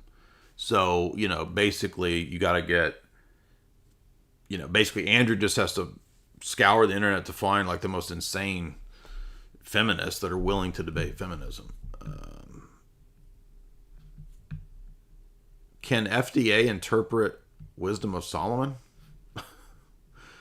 I don't know. It's an odd question. Are you able to interpret, Father Deacon? Somebody asked a weird question. Like a Protestant. Can you interpret the signs? Yeah. It's like the Matt Slick debate. How come you don't want to go to any Bible texts? That's because you don't like the Bible. You're scared of the Bible, or else you would be doing Bible interpretation. Right. Matt, the Bible's a Protestant book. I ain't going there. I should have just trolled him more. Didn't he say he was autistic? I basically kept. Remember, I said I was handicapped and in a wheelchair or something like that, and he was like, "Oh, I'm autistic," and like he couldn't pick I forgot up that. No, I forgot that. And then what was weird is like I've traveled around the country and like people were like, "I thought you were in a wheelchair. I thought you were serious." I'm like, "Yeah, but now you are, right?" Yeah, now you actually are in a wheelchair because you broke your ankles skiing, as they say, snow surfing. People have forgotten. They don't know that you had a debate with Matt Slick, and what was funny about it was that the Protestants all were like, he's scared to go to the Bible. And what Father Deacon was doing was trying to debate him on epistemology. Right? Yeah, because, I mean, what was going to happen is, all right, we'd go to the Bible, and just like anything, well, that's not what the verse means. Mm-hmm. You see, the verse is, it's the perspicuity of Scripture. I mean, it clearly means what it says, and it says what it means, and it means what I say, not what you say. Mm-hmm. And then I'm like, well, that's going to get into prior kind of presuppositions of like, well, why are you reading the text that way? And these kind of epistemic, and I'm like, well, let's just save time. Like, why are we going to go? And this is all Protestants do. They just quote mine scriptures and create do the fallacy of textonomy, contextonomy, taking stuff out of context. And I'm like, this is just so stupid. I grew up as a Protestant. I know that's what you do. It's just like, he who matches the most Bible verses wins. And then we could just apply our hermeneutical principle here, and which is hilarious. If it's so clear and obvious, why do you have to have hermeneutical principles to guide you through? Has anybody brought that up? Yeah. And number two, if it's persecuting scripture, if it's so clear, like, isn't that a worse argument for you? Like, then why are you so retarded to get every verse wrong? Yeah. It's so clear. So I have to read this to you. This is from the Book of Wisdom. Wisdom is a gift of God. Reflecting on these things and considering in my heart, immortality lies in kinship with wisdom. Great delight and love of her. Unfailing riches in the work of her hands. And in associating with her there is prudence. Fair renown in sharing with her discourse. I went about seeking her for my own. Now I was a well-favored child, and I came by a noble nature. Rather, being noble, I attained an unblemished body. And knowing that I could not otherwise possess her unless God gave it, this too was prudence. And to know the gift that she is, I went to the Lord and besought him and said it with all my heart. You're supposed to interpret those texts, Father Deacon. Well, first we're going to have to go to astronomy and the blood moons. No, but I mean, seriously, this guy sent a super chat and he said, would you ask Father, I don't know why, he said, would you ask, Mr. Kool-Aid said, please ask Father Deacon Ananias to interpret what the personification of wisdom is in these texts. And can you, I got to use the restroom, so could you exposit these? I'm looking at on the screen. What is it? Wisdom, what?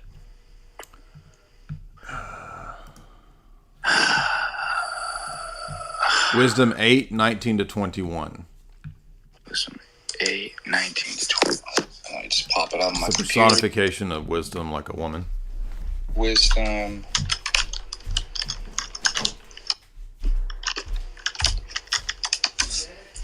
That's a crazy task. Like on the fly, just have to go through a text. And nevertheless, when I perceived that I could not obtain her, well, I'll do it right here. That's talking about autonomous epistemology right there. It was at that point wisdom was also the gift she was. So God gave her to me. I prayed unto the Lord, and he besought me. Let me see.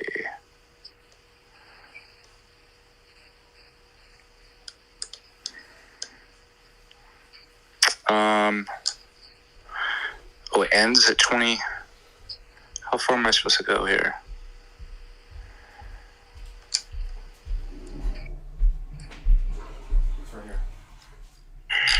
I figured it out.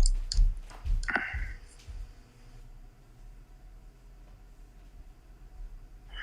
supposed to go before that.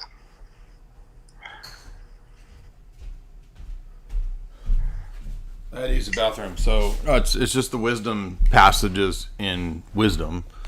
And He's obviously talking about autonomous epistemology. Listen to this. No, I'm not joking. When I perceived that I could not otherwise obtain her except God gave her to me. Right. So the personification of wisdom is, in one sense, the divine energy of wisdom. It is also the Holy Spirit, and it is also Christ praying about his unblemished, immaculate body. Yeah. Yeah, that's what it looks like. Like, all right, that was it. That was the exegesis right there. But there is a notion of what 21's showing, though, is apophaticism and humility. Yeah, exactly. That, it's a divine energy. Like, you don't create wisdom. You don't obtain it on, and as it says in Matthew and elsewhere, if you exalt yourself, God humbles you, and if you humble yourself, God exalts you. Mm-hmm. So that seems to be true. And then, yeah, it's thoroughly Trinitarian as well in that passage. Mm-hmm. I would say we've got Christ and the incarnation, mm-hmm. and the Holy Spirit as well. Mm-hmm. Mm-hmm. And the Father, yeah. And the Father. So, yeah, I mean, that's pretty good exegesis. Thanks for it, yeah.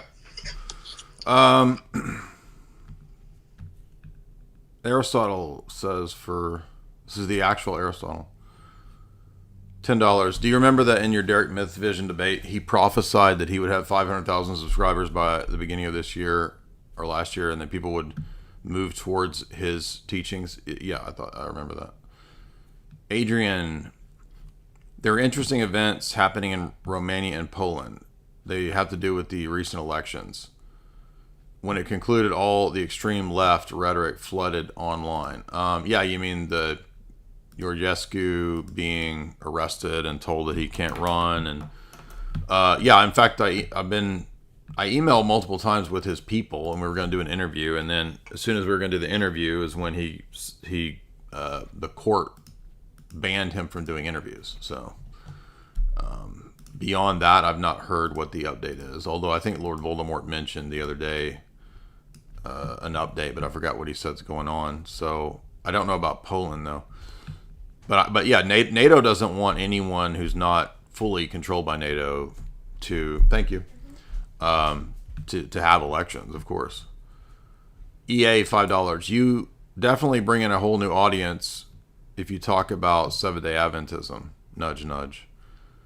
Yeah, I'm sure we would. Well, why don't some Seventh-day Adventists call in and debate? I mean, maybe I should put that in the title. I always forget when I'm listing different cults and sects to put that in the title. Let's see. Jordan $5. There's a saying that if you don't use it, you lose it. Keep those passes. Noah M $5. Ask Jamie if I can use her tallow like a lip balm. She said yes, you can. I work in a cement factory and it seems like this stuff works great. Yes. Let's talk God. No, we already did that. Let's see. Noah M $5. I don't know if you've covered it, but there's a big stink being made on Twitter about this. What's this? You mean Francis meeting with the EP? I mean, these kinds of things have happened all the time.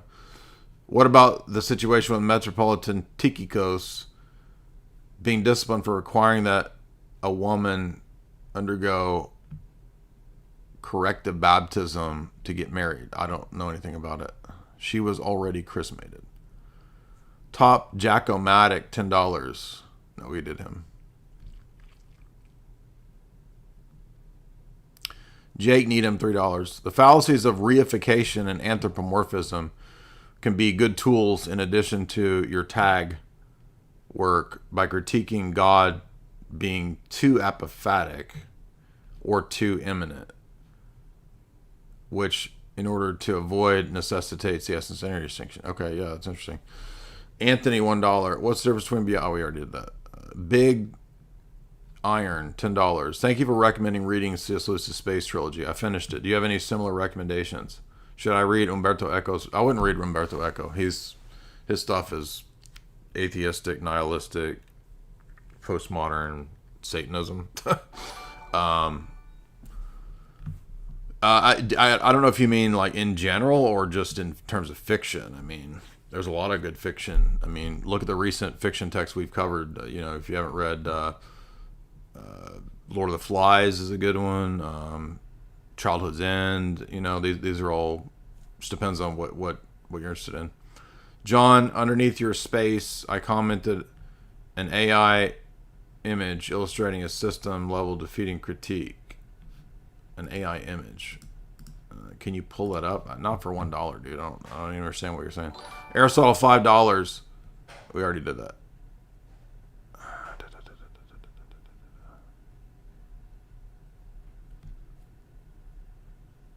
Taint Nuffin $10. I'm sorry if you already covered this, but are you debating the Mormon guy, Thoughtful Faith? Yes, he has already called in. We already had an exchange. And what he said was completely stupid. But I don't remember which of there's probably 10 Mormon clips now that are out there. I just don't remember which one is him. But we've already had an exchange.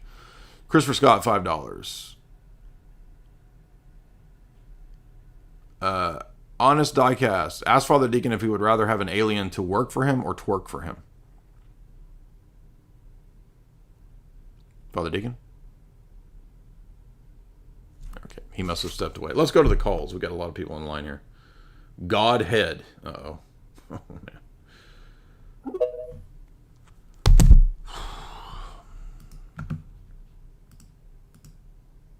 Unmute. Godhead, unmute.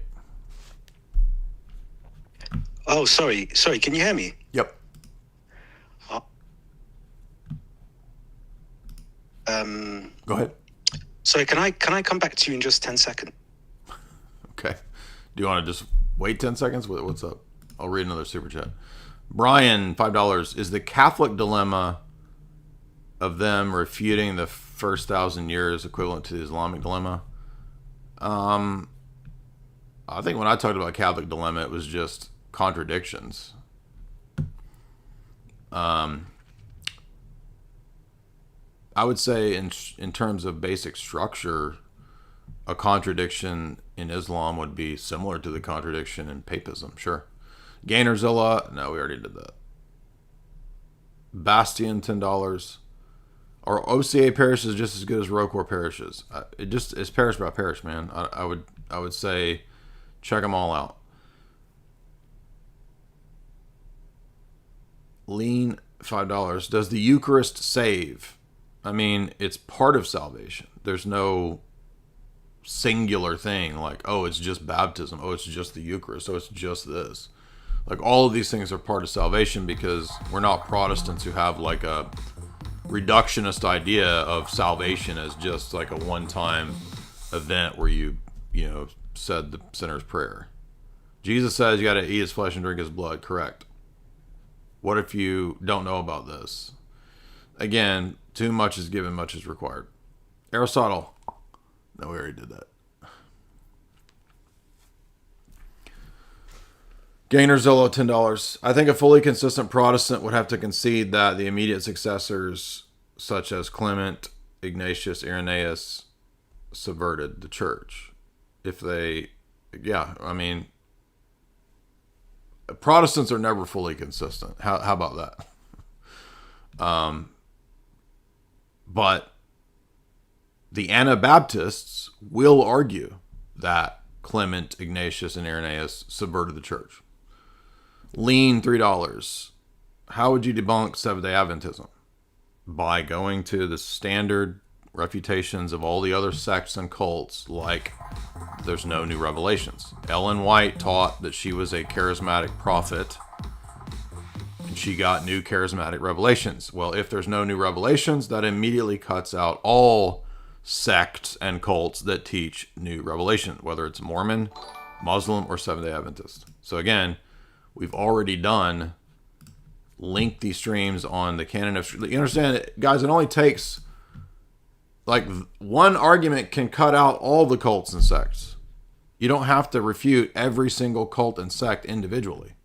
Because if the canon of Scripture is determined by the church, that undercuts every Protestant sect or cult. You don't have to do all 10,000 of them one by one. That one cuts them all out because they're all derivatives of the Reformation. If the Reformation's false, those are also false. I'm not trying to be rude to you guys. It's just like, it should be obvious that if the Reformation is wrong, all the sects that come out of the Reformation are by default also wrong. If it's a question of fundamental issues like the canon of Scripture and so forth. So we just did a live stream on charismatic cults. Right here. Heated debates. Charismatic Pentecostal stuff. Right here. 6 hours right there. That will also, by necessity, by default, also undercut Seventh-day Adventism. So would any debate about the canon. So that's why you don't have to do every single cult one by one.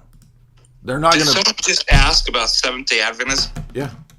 So, I think we get the same people in like my stream as your stream.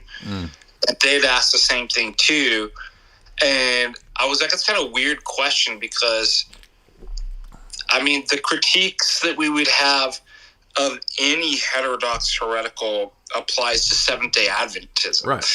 And I think the question I'd mentioned to this individual, the question displays kind of a Protestant ecumenism assumption in it. Like, well, what's the good stuff?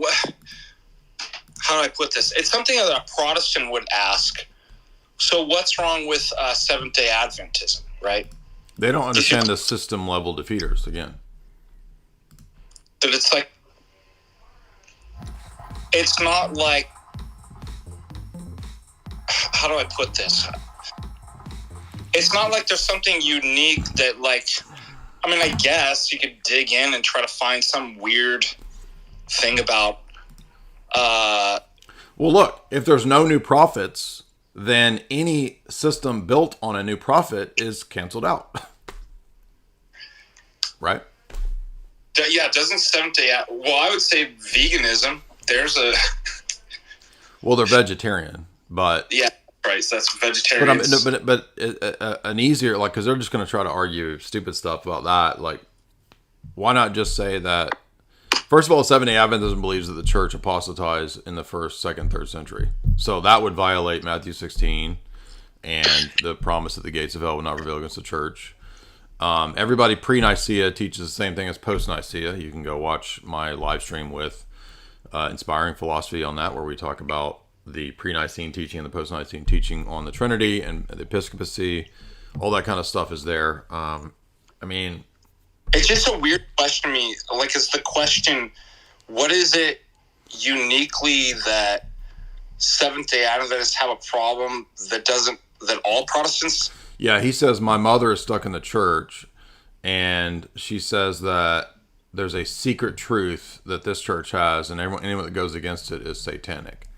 Well, I don't think you're going to be able to logically argue with your mom on that, man. No, you're not going to be able to. You have to blackmail her. John says, that's a joke, by the way. John says for $1, you missed my last Streamlab. Okay. I don't know if you guys can hear me. Mm-hmm. Go ahead. What's up, Godhead? Yeah, how's it going? How's it going, Jay? And Cole? Yeah, so yeah, I just wanted to hear your take on Trinitarian Mormonism. On what? It's such a tongue twister. Monarchical Trinitarianism. Basically, yeah. Is that what you subscribe to, yeah. Jay? Just out of interest. Yes. Oh, okay. I'm a believer as well. I am Protestant though. I think you're Orthodox, aren't you? Yes. Okay. All right. Well, so yeah, one thing I would say is like, if you look at the original Nicene Creed, it's right there. Athanasius teaches that the Father generates of his nature an identical Son, identical by nature, and he uses the Greek term for generation there versus creation. So that is monarchical Trinitarianism, where you have the creed, for example, the Niceno-Constantinopolitan Creed says that we believe in one God, the Father. We believe in the Father of lights, right? So typically the one God is referred to by the Cappadocians and by the Creed as the person of the Father. And that's monarchical Trinitarianism in its most simple. There's a sole source that is the Father. The Father is the source of the Spirit and the Son. Yeah, so see that bit what you just said about, I know you're mentioning about the Father being the sole source. So I think the question for me is, if the Father is unoriginated, how can the Son and Spirit be co-equal and co-eternal? Because, I sort of feel like with this idea of, should we say, Trinitarianism, monarchia, the Father is somewhat seen as he's seen as quite, for me, a little bit too distinct. I don't know what that means. Two distinct. I mean, we just follow the teaching of Constantinople 1, which is Cappadocian, which is that the Father is the sole cause. That's what is his hypostatic property. He's picked out as fount, arche, source, anarche, etc. Those are all terms that are his hypostatic property to pick him out as the source. Hence why Jesus in the gospel says that his God is the Father. So even Jesus has a God, which is the person of the Father. But the Father also in Hebrews 1 calls Jesus God as well, isn't it? Right, that's because God is not a term that has a single referent. It can pick out a person, it can pick out the divine nature, it can pick out divine energies, and it can also pick out humans, angels, and demons. Okay. So you obviously subscribe to Father, Son, Holy Spirit being equal. Equal in nature, not in role. Okay. So do you believe, and I'm sure you obviously believe that the Father is unoriginated, the Son and the Holy Spirit. Read Oration 23 of Gregory Nazianzus, where he talks about this, and he says that the Father is unoriginate, the Son is originate. What about in Micah 5 verse 2, which implies that that Christ is eternally existing? John 1 verse 1 to 2. We believe in eternally begotten Son. There's no beginning in time into his existence. So there's nothing about monarchical Trinitarianism that thinks that the Son wasn't eternal.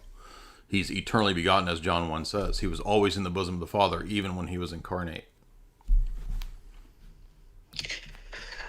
Do you know one thing? I think one interesting thing is that it can somewhat appear in a way that it's, and I'm not saying I necessarily believe this, but it'd be interesting to hear your thoughts on, is this somewhat, because there's some arguments that this is somewhat modalism in disguise, because modalism? How would it be modalism when it's almost always critiqued as subordinationism and Arianism? So maybe you're confusing, I think you're confusing modalistic monarchianism with monarchical Trinitarianism. Those are totally different things.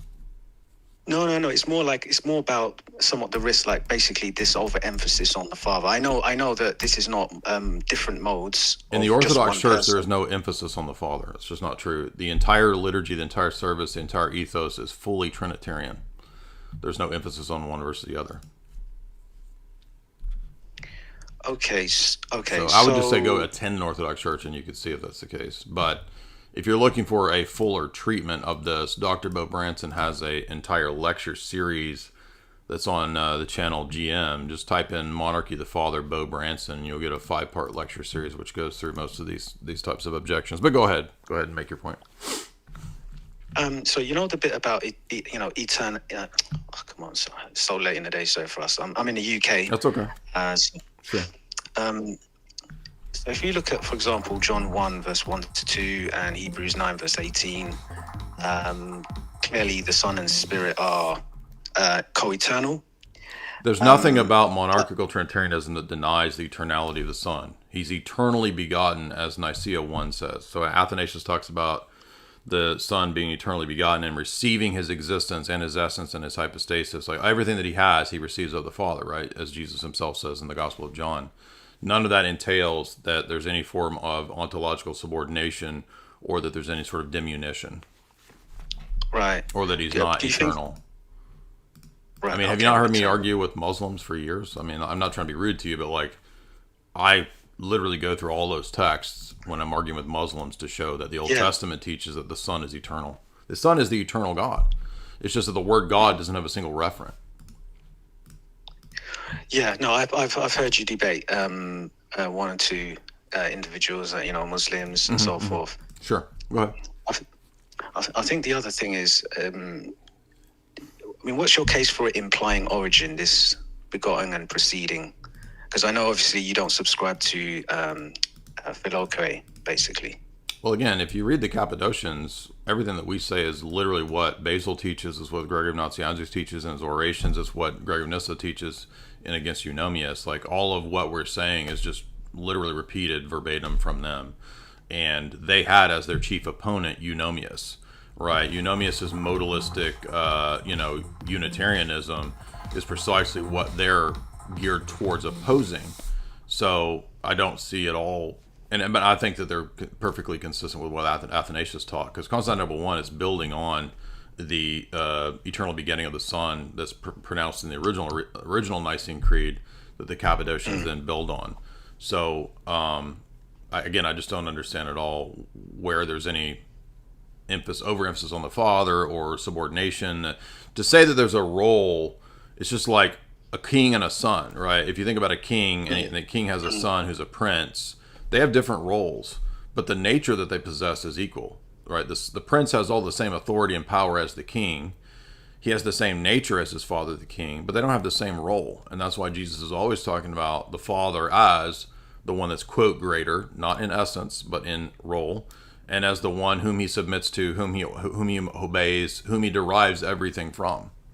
So it's actually the Muslim position which thinks that if the Son derives his existence, and if he's not unoriginate, that he's somehow lesser. But if you watch the debate between Jake and Dr. Branson demonstrates that it's just a logical fallacy to say that if you don't have every property that something in your class has, that you therefore are not of that same class. Let me give an example.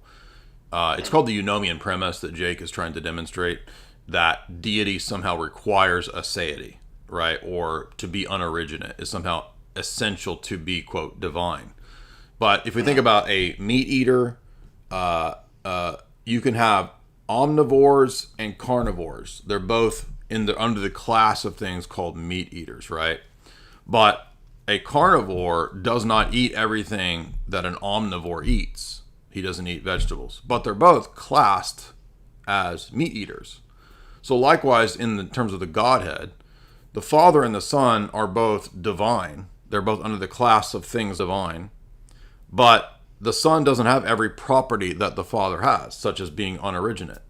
And the Eunomian premise, or the Muslim argument here, is always trying to demonstrate that there's something essential to deity that requires that it be unoriginate or have aseity. And the fallacy of this is to show that, no, it's actually a fallacy to argue that. There's nothing about the fact that the Son lacks one property that makes him therefore not divine. You have to have a presupposed definition of what's essential to divinity, namely aseity, which you can't demonstrate. How do you demonstrate that aseity is absolutely essential to the definition of what it is to be divine? And if you can't do that, as Jake is unable to do in their debate, then the Eunomian premise doesn't stand. Does that make sense? I'm not trying to yap. I'm trying to actually make a point here. Does that make sense or no? Yeah, it does. I can hear what you're. I hear what you're saying. I think the bit for me is around the equality of the roles. They're not equal roles. They're equal nature, not equal role. That's why Jesus says the Father is greater. That's why he says the Father is the source. That's why he submits and receives everything that he has from the Father. That's what it means to be eternally begotten. So the only way out of this is to go into some kind of like radical equalitarian model of the Trinity, which would deny Nicaea and eternal generation. So when he said the Father is greater than I, clearly according to Philippians 2, we know that he humbled himself. Right, and he laid aside his divine prerogatives. Well, I don't think it's just talking about the incarnation. I mean, because again, does he not say that everything that the Father has, I have? You don't think that the Father is the origin of the Son? The Father is the origin of the Son. I mean, does that not? That shouldn't even be controversial in regard to what Nicaea and Athanasius teach. You don't believe that? Oh no, I'm not looking at the Nicene Creed. The original Nicene Creed, not the Niceno-Constantinopolitan Creed. Athanasius' original Nicene Creed at Nicaea 1 that deals with the generation of the Son. I mean, I'm not being rude. I'm just saying, like, you don't. This shouldn't be controversial unless you're not. AJ. Yeah. It's. I gotta go teach. I gotta go teach the class. Fine. But interesting enough, the last Orthodox catechesis class was on this, the ways of equality and it was Father Michael Pomazanski talking about, well, what does it mean to say that the Son's lesser than in terms of role? And then he argues that, but equal in essence, dignity, and worship. So I think we covered that last class, and Father Pomazanski just has a good section on that. It's the last part of chapter 2, if anybody's interested.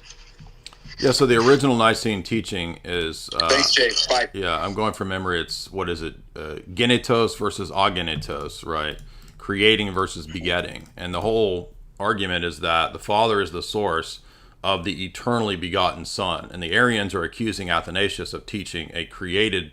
Or they're saying that the real teaching is that the Son, because he's begotten, is a creature, because begottenness, or if there's a point of origin, requires temporal determination. So the Son had to have a beginning in time.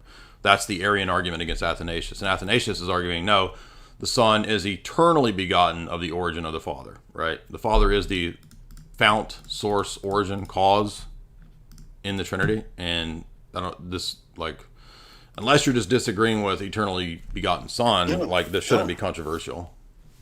No, it's not. No, it's not. No. I think the thing which I'm balancing out is, so for example, if I was to just use the language, God is one because, and this would sort of be my sort of thing on it, the divine essence is indivisible. But I think the monarchia perspective would be, God is one because the Father is the source. Correct, but we also don't deny that the essence of God is one and indivisible. We agree with that as well. And again, the word God is not just picking out one thing. In most of the references of the Cappadocians, for example, or in the Niceno-Constantinopolitan Creed, it is picking out the Father. But the word God can also pick out the divine essence. It can pick out the Son. It can pick out the Spirit. It can pick out individual divine energies, attributes, operations. And it can also pick out angels, demons, and humans. And this is important because, for example, Muslims a lot of times will say God just means absolutely simple Unitarian essence. And so if you try to give the word God, if you predicate that of anything else, you're committing some kind of, shirk, polytheism, etc. Well, the argument is hinging on the word God having one single referent. And I'm telling you, it doesn't, even in the Bible. Interesting. So the unity for you, so for example, my take on it would be, if I was to say unity starts from the common divine essence, would it be right to say for those who hold the monarchia perspective, it would be, why do you think that no one, right? So why did no one up until Augustine argue that way? First thing, which is an odd line of reasoning. Do you find anywhere in the New Testament or anywhere prior to Augustine arguing that our Ordo Theologiae begins with the divine essence? You don't. Unless you want to say maybe Origen argues that way, because he argues that Neoplatonic simplicity from Plotinus could be useful for the way that we figure out how God is one. If you read John Damascus, for example, in On the Orthodox Faith, Book 1, he'll talk about there's 3 different ways that we can say that we know that God is one. First of all, we believe in one God, the Father, as the Creed says, as Paul says, as James says in his epistle. Secondly, there's one God because they share one common, singular, simple essence. There is no diminution or division of the divine essence. Thirdly, there's one God because there's one God operating, or one energy. That one energy is also many. So it's one and many at the same time. And we also know that God is one from perichoresis, or the divine indwelling. The Father fully indwells the Son and the Spirit, and likewise for each of the persons, they fully indwell one another. All of those are indicators and ways that we can speak of one God. So maybe one way that's helpful is if you read St. Maximus's book, The 200 Chapters, the first 5 pages deals with 2 different ways of speaking and naming God. First of all, we speak and name God in terms of the inter-Trinitarian life, and that's distinct from the way that we speak and name God in the economia or in relation to creation. And you cannot transpose those names back and forth because it ends up in heresy. So when we talk about within the Trinitarian life, we cannot say that the whole Trinity is the monarchia or the source. Only the Father is called source. That is his hypostatic property. That is what picks him out. So we have to begin our Trinity with the person of the Father. We don't begin our Trinity theology with the essence. And if you read the Bible, you'll see it never begins that way. It always begins with an identifiable person of the Father speaking, and his begotten Son and his spirated Spirit. Everything in terms of God is Trinitarian. It is never essential or speaking in the way of essence, primarily because we don't know God's essence. God's essence is apophatic. It's unknown to us. But we know God in terms of his personal revelation to us. So I would say check out the way that, say, for example, John Damascus does his Trinitarian theology in Book 1 of On the Orthodox Faith versus the way, say, Augustine does his Trinitarian theology in On the Trinity. They're very different ways. And in the Orthodox view, at Constantinople I, which is an authoritative ecumenical council, we have the affirmation of the Cappadocian view, not the Augustinian view. I know Thomas Aquinas sort of holds this sort of view that unity starts from the shared essence. Absolutely, yeah. Pretty much all the Latin theology of the Middle Ages does, yeah. really Only the Orthodox position maintains what's taught at Nicaea I and Constantinople I. And if you doubt that, you can just read Photius's Mystagogy. Photius's Mystagogy is all premised on beginning your Trinitarian theology with the person of the Father. And he argues that you will never get filioque if you begin with the hypostasis of the Father. Interesting. Interesting. You can certainly see an order with the monarchia angle. But from what you're saying, again, it's I would really argue interesting. it's very crucial in terms of biblical theology. So one of the main problems, I would argue, is that Augustine's model, which is very similar to the way Origen borrows from Plotinus to define what simplicity is, Augustine takes the same model from the Aeneads, I think it's Aeneid book 4 or 5, where he argues for what simplicity is. He says simplicity must be absolutely identical predications with no distinctions. That's not the way that the Cappadocians argue their Trinitarian theology. They don't begin with absolute simplicity; they begin with the Father, and that's why the Cappadocians don't teach filioque. They teach the Father's hypostasis is the to be sole cause, or what picks out the Father's hypostasis is to be sole cause. So how do you sort of, because it's really interesting hearing your kind of your perspective on this, because all the materials you've brought on, you've mentioned, I'm gonna definitely explore. Yeah, I highly recommend Dr. Branson's talk here, One God the Father, and then by extension, if you want to watch the Jake Branson debate, it ends up being about the eunomian premise, and that the word God does not just mean aseity. That's basically what Jake's argument is. Okay. And what's your take as well? Thanks for that. And what's your take on 1 John 5 verse 7? Because for me, right, I'll be honest, I actually don't see it as an interpolation. I really do believe. You talking about the Johannine comma? Yeah, the Johannine comma. I did a talk with that New Testament scholar guy, James Snap, some years ago. He argues that he doesn't think it's authentic. I don't really think it matters either way. Like the Trinity is all throughout the Old Testament. Like you could prove the Trinity without the New Testament. In fact, the New Testament assumes that the Old Testament teaches the Trinity. Hence, they argue from the Old Testament. So, but thank you for your questions. All Might, what's up? Go ahead and move on.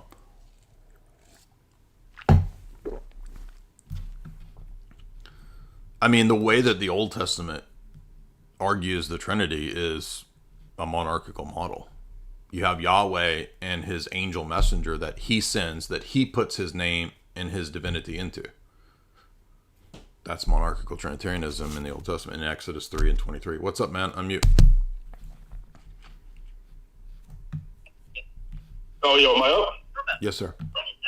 All right. What's up, Jay?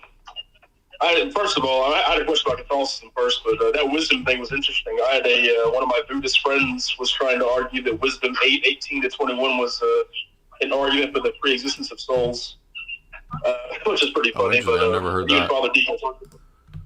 Yeah, well, they do the same. They did the same.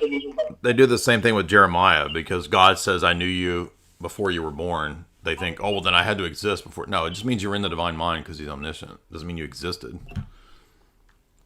Right. Well, I don't know. I don't know what you think of wisdom, but I think it was actually written by King Solomon. But it's basically saying like a good soul fell into my lot, and he was basically saying the soul came down from the aether and into the body, and the soul's it was weird. But hold on. I went back to Wisdom 7. Wisdom what? Which text? It's Wisdom 8:18-21. We just read that. That's not talking about a created soul.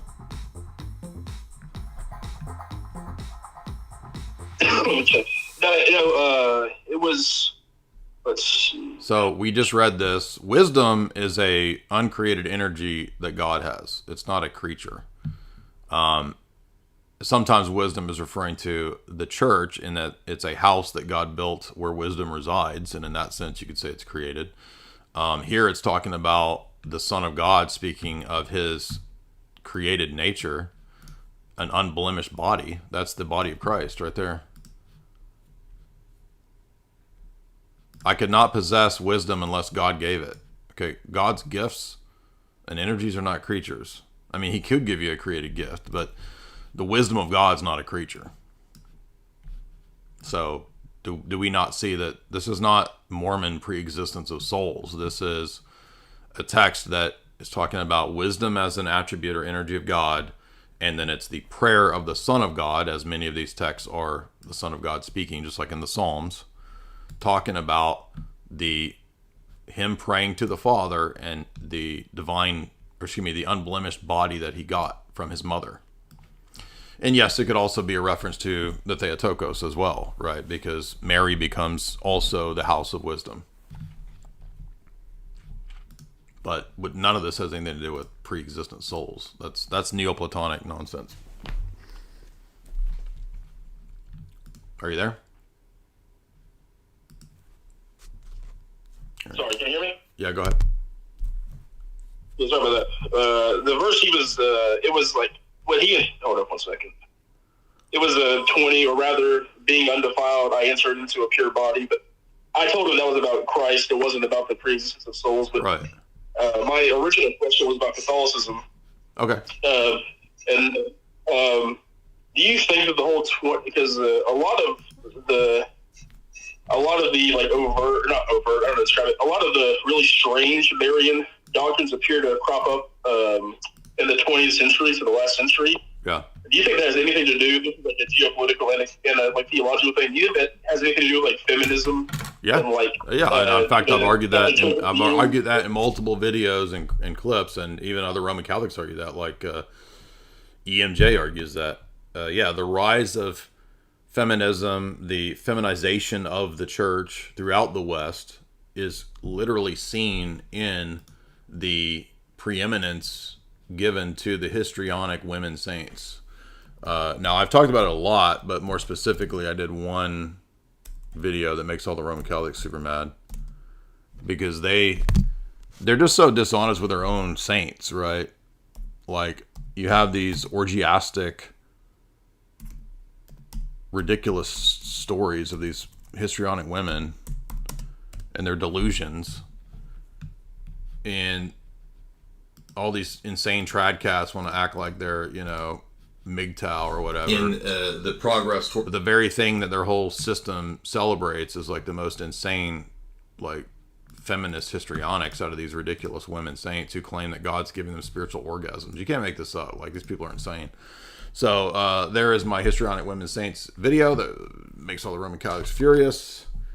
And but it's not just there. I've been making this argument for a long time, and other Roman Catholics make this argument. EMJ says that Roman Catholicism in the West is feminized for the last 500 years, even in terms of its women saints. Exactly. What's up?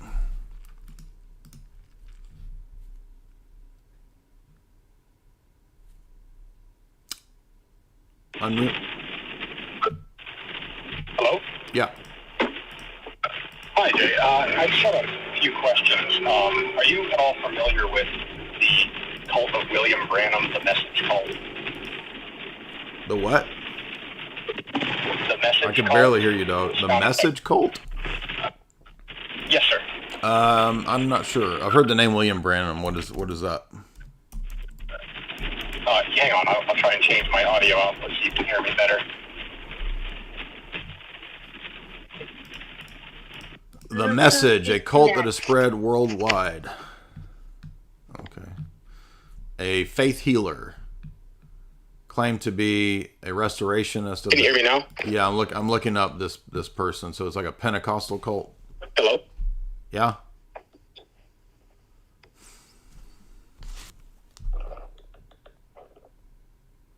Try to call back in. So no, I'm not familiar other than this here. I've heard this name. Says he was a doomsday, end of the world, charismatic, faith healer. He claimed to be anointed by Elijah. The first American deliverance minister. Raised Baptist, became Pentecostal in 1946. Was a dispensationalist heretic. Shocker. Serpent seed. So he taught the serpent seed? Wow, this guy's he's a buffet style cafeteria of all the heresies, isn't he? Do you want to call back in and see if you can hear me better? Because we can't hear you. But no, I didn't know much about this guy, but he looks like something else. Florin?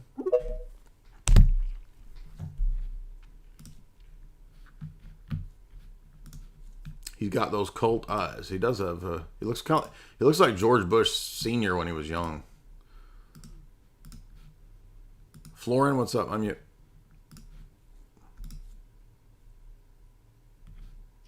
Hey, you hear me? Yes, sir.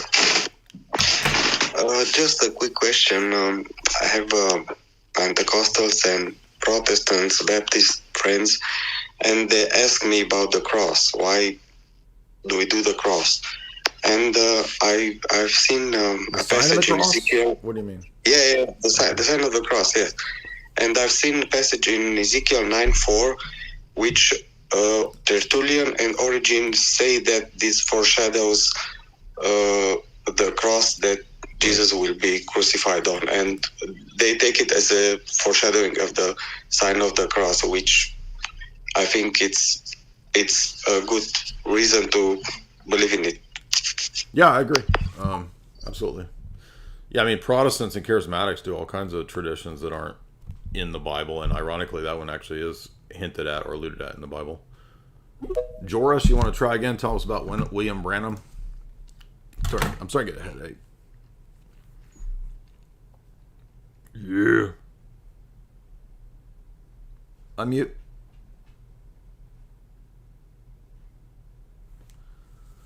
Joris, unmute.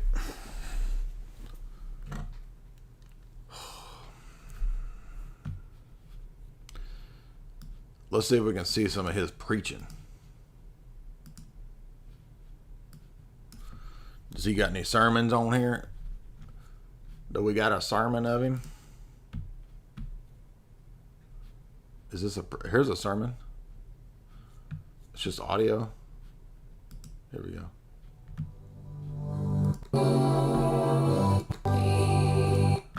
That's not him preaching. Pillar of fire. My people was not a religious people. They did not go to any church. Of course, this caused quite a stir among them. It's followed me all the days of my life. Pretty sure Jesus set up a church, so anybody saying that there is no church and don't go to a church is not a prophet of fire. Recently, they took a picture of it in the scientific world, as shown here. They took a picture in the scientific world. Interesting. I wonder why. No wonder people are atheists when you got people saying they took a picture in the scientific world. This is a science picture. You're probably familiar with this picture. It was proven by science. Science proved it. Not any scientists. Science. The discipline proved it. That was the only supernatural being that was ever scientifically photographed. Where's the supernatural being? I see a podium and him looks like he's raising his hand, or is that maybe it's like a blurred light up there, And science has proven that it's a scientific picture. To my opinion, it's the same angel of God that followed the children of Israel. Gotta be. From Egypt unto Palestine. Okay. Let's see what the pure word of God. Got a Mexican chick saying, it's a pure word of God, bro. We got a black dude saying, this is a God gift to our generation right here. Thank you to William Branham. God bless you, precious brother.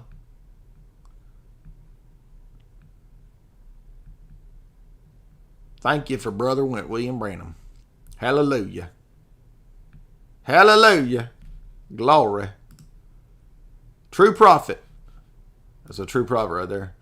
Now, interesting. It's the same line of argumentation that we get from Roman Catholics.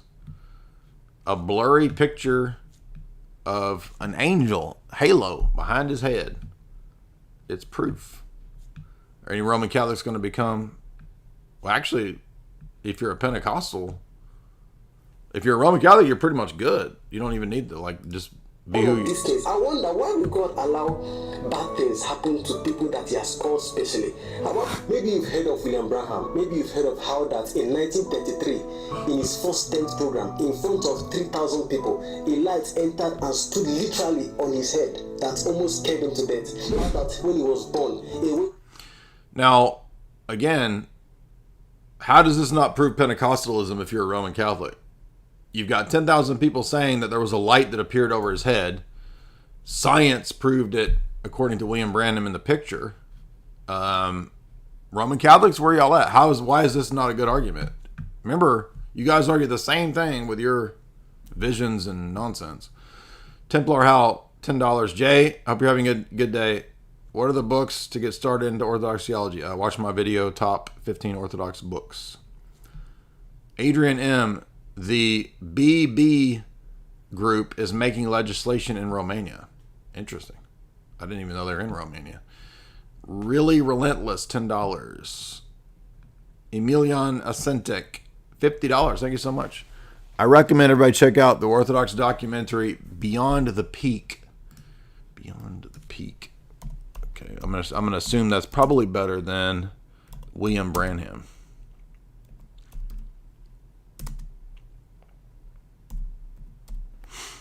What is Beyond the Peak about? Let's see.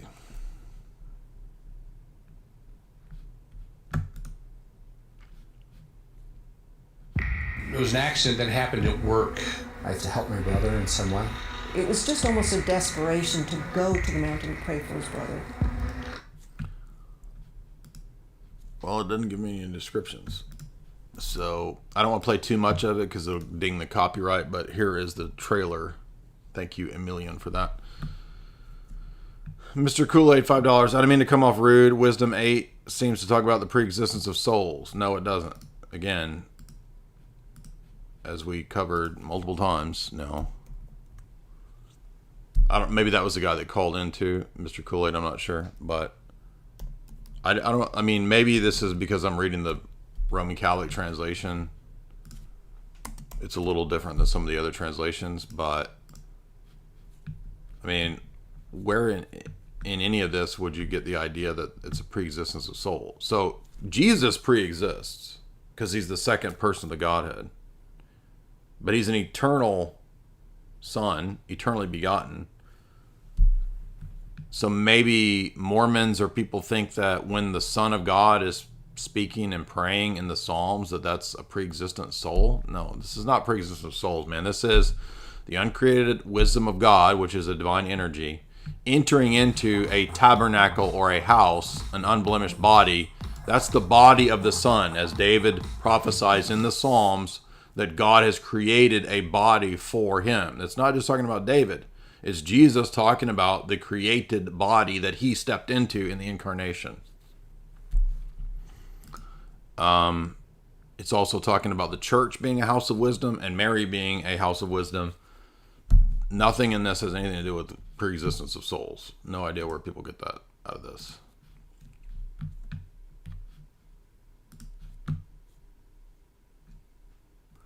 Government Monster, Groove Monster, 1992, $10. There's another book I recommend. It's called If I Were a Dictator by Julian Huxley. Oh, that's a good one.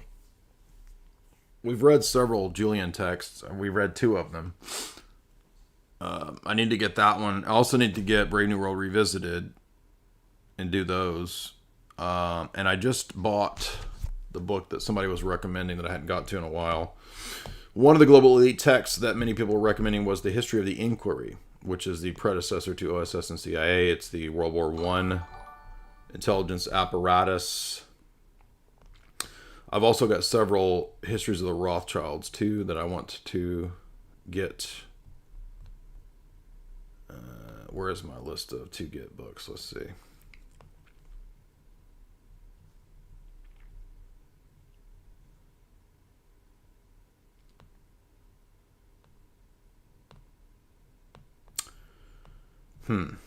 That's not what I'm looking for.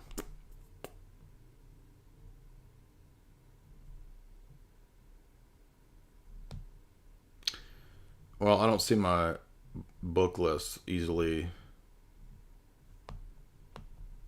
accessible, but that History of the Inquiry and the CFR is going to be really good. I'm looking forward to that. What is funny is that Julian Huxley says a very explicit version of what he wrote in the Philosophy UNESCO. Oh, interesting. Yeah, I'll have to get that. Thank you for all your hard work. Thank you. J.B. Peltier, $5. The Orthodox Study Bible says, as a child, I received a good nature and a good soul. I entered into a undefiled body. Again, it's just talking about the personification of wisdom and the creation of the human nature that the Son created his own nature. It is an understandable mistake. I don't actually think it is. I mean, I'm not trying to be rude to you, but again, if you understand who's speaking, I received a good soul and entered into an undefiled body, that doesn't mean that the soul is an eternally pre-existing thing. It just means that God created that person and put them into a body. And it's also referring to the Son of God's human soul and human body that he created and he received from the Virgin Mary. Alpine.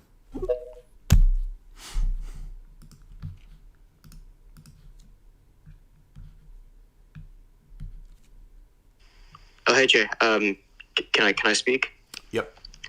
Oh, okay. So firstly, how are you doing? You all right? Yeah. How are you? Yeah, not bad. Just got back from the kitchen. I work as a chef.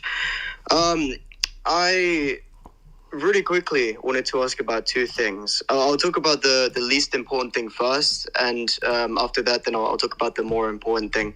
Okay. So, firstly, something I've been thinking about regarding Protestantism is that so you get all of these evangelicals that make a point out of how they review and know the Bible off by heart. So ideally, you'd think that how they would worship God would be, how it's outlined in the Bible. Obviously not the same as how we worship God, because they don't have the oral tradition or anything like that. But you'd think that they would use, liturgical worship. They would have deacons and priests, because that's literally in the scriptures. So I'm not really sure how, you can get from liturgical worship, priests, deacons, to evangelical rock bands, smoke machines, and right. That kind of stuff. It just doesn't really make much sense to me. How you'd literally have, you get people that know the Bible by heart, and yet they. Well, what's interesting is that, as I've argued many times, if God cares intensely about his worship, which he does, according to Leviticus 11, with Nadab and Abihu, then you would think that he would provide a written worship service in the New Testament so we'd know explicitly and exactly how to do it. And it's not there. So why does the New Testament not contain an actual liturgical worship service? Well, that's because providentially God wants us to listen to the church, and the church didn't have a Bible for a few hundred years, but they did have a liturgical worship service, and they did have oral catechesis. Yeah, that was the point that I was making. So, I mean, as I said, obviously they wouldn't be worshiping the same as how we worship, but you'd expect them to at least get censers and oil lamps and things like that, and probably abuse it. But, My second question as well is regarding geopolitics, specifically with what's going on right now in Sinai with St. Catherine's Monastery. I'm not sure if someone else has brought this up. I think it's just saw today in the news that Egypt wants to shut it down and make it a museum. What's the do you know about like the geopolitical reasons behind this, and sort of what are the implications if this goes ahead? I have no idea. I just heard about it. I don't know what to make of that. What do you think? Well, I mean, I think that like it's Hagia Sophia all over again, if I'm being honest. I mean, it's definitely to do with Muslims. I was watching something, and it talked about the Muslim Brotherhood having influence over the government. Oh, yeah, that makes sense. Okay, yeah. Or something around that. I might be wrong. But I think that, like, sooner or later something has to happen with Islam. Because right now, especially even in the UK, where I'm from, you have all of these Muslims that are coming in, right? And the government's completely cracking down on any criticism towards their religion. You know, people are fine to go ahead and mock Christ. Some people are even killed. But, you know, the moment you say something bad about Islam, you get thrown into prison for hate speech, thanks to Turkey. Exactly. And I personally find that really, really disgusting. But I think that people, by the way, in the chat, I don't know, I haven't looked into this. People in the chat have said that it's a rumor and that it's not actually happening. So, but I don't know. The thing, so I've looked at two different articles. I looked at one, I think it was by like Greek Ortho-Christian or something like that. I can't remember the name, which said that it was, and then I think Orthodox Christian or Ortho-Christian released an article as well regarding it. It's really murky right now with what's going on, but I genuinely think that if it is, you know, I heard that Hagia Sophia is also going to be a mosque. So yeah, I think this is all just Islamic dominance, which I'm not deflecting from the Big Z, because the Big Z has no problem with Islam taking over Europe and the West. It doesn't bother them. No, in fact, the Zionists, they're actually really happy to let that happen. Exactly, that's what I'm saying. Yeah. The thing is that the Jews have been using Muslims for ages. A lot of people seem to think that Muslims are the ones that are going out and persecuting the Jews. But if you actually look at the history, the Jewish... it's certain Muslims. So, for example, Wahhabism, ISIS, Al-Q, they have never attacked Israel and been a problem for Israel. So they're very much anything like the Saudi stuff is always very helpful to Israel. And I'm not pro Shia Islam, it's a crazy cult, but when it comes to Shia Islam and Shia in Lebanon, or other types of Islam like Alawite, Assad stuff, like they don't like that. Yeah, but I mean, from what I know, Islam's sort of like Protestantism, where you have all of these different sects which believe radically different things. You have some hadiths which say, "Oh yeah, music's fine," and then you have others which say, "Oh no, it's haram." I'm just saying that I think that if you're Israel, they genuinely do not like Iran. They don't have a problem with ISIS and Al Qaeda. Yeah, it's and also as well, if you each mosque that you go to teaches completely different things. I believe that there's this book. I'd recommend it. It's called Among the Mosques, and it I think it's by a Muslim himself. And he was talking about how if you go to the UK, there's a lot of extremely radical Muslim material that you don't even find in Pakistan. That there's absolutely no regulations. Yeah, well, the British intelligence has had a huge role in supporting, aiding, and even running a lot of the extreme Islamic groups. They're a proxy army for the West. That's a big part of what this book is about. Yeah, but I mean, going back to what's going on in St. Catherine's right now, I feel like if this does go through, then it's going to be the second Constantinople, because, you know, this is an extremely important site for us Christians, right. Orthodox Christians. I mean, it has the relics of St. Catherine, one of the most venerated saints that we have in the church. It has the burning bush itself. You know, this is where Moses literally came and received the commandments. Yeah, I feel like if this goes through, if this isn't like a joke or some sort of like scam or something, right? Like this potentially could be really, really bad for the church moving forward. I'm not sure what could happen as a result of it, but, you know, I just sort of wanted to bring it to you and see what I appreciate that. Those are good points. Again, I think it just signifies the further, you know, cucking and, you know, domination of Islam over the West. And I'm definitely going to get Among the Mosques, and I will get also If I Were a Dictator by Julian Huxley. Those are sound like perfectly up my alley books to get.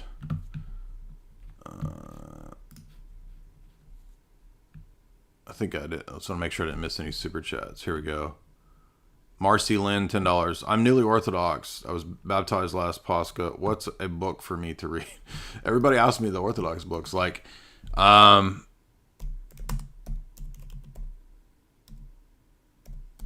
did a book or a video on this some years back. Top 15 Orthodox books. And, mostly these are theology books. So, I'm not going to recommend your personal spiritual journey books. That's for you and your priest, your spiritual father. But I can tell you good books on Orthodox theology. I don't even remember which books I put in this video, but here's a video for that.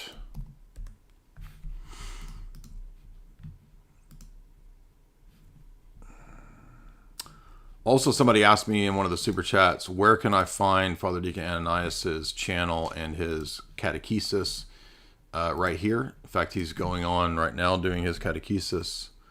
So there's his channel if you want to catch up with him and get into what I think he's working through the Pomazansky books still. They've been doing that for about a year. I mean, he's got probably 30 or 40 talks on that.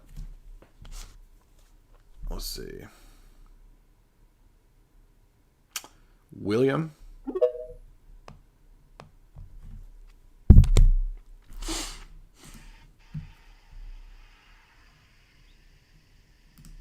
What's up, William?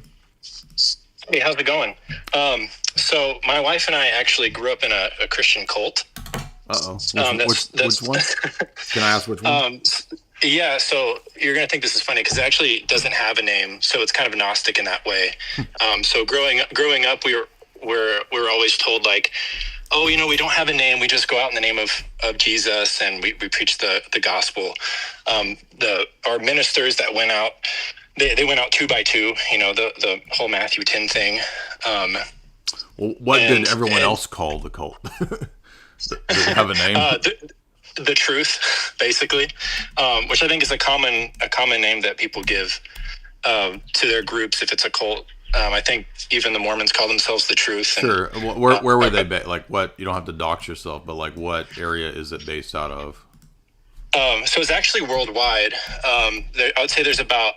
There's no formal census, but I'd say there's about between 50 and 100,000 people worldwide. Okay. Do you have a website? No website at all. There's a Wikipedia page. You can look up William Irvine, who's the founder. William Irvine. IRVINE? Yeah, Irvine. IRVINE. So he's a Presbyterian turned evangelist that came to America and started this kind of 2 by 2. William B. Irvine? No, that's somebody else. It's just William. Is he the Scottish evangelist William Irvine? Yeah, that's him. Oh, okay. Yeah. Okay, I've never heard of this. Yeah, so there's a Wikipedia page. That's basically the most information I've seen on it. We have a book now. Someone wrote a book. Oh, well, my wife and I should say, aren't in this cult anymore. We just became catechumen in the Orthodox Church. So let me read this real quick for the sake of the audience. It says that he was formerly a Scottish evangelist. He was regarded as the founder and propagator of the 2 by 2 movement, like you said. That's right, yeah. Rapid growth was experienced in the early decades. He eventually came into conflict with overseers. He was excommunicated in 1914. He moved to Jerusalem, supported by loyalists. He spent his remaining years writing apocalyptic prophetic letters from Jerusalem. So you notice, just like with William Branham, it's another end times thing. The cults love the end time stuff. They love to sensationalize the end of the world. Go ahead. So one of the things that I've kind of noticed coming out of this, because I'm 27 now, but I was in this thing for, the majority of my life. Oh, wow. And so there's a lot of rewiring of the brain that happens. Sure.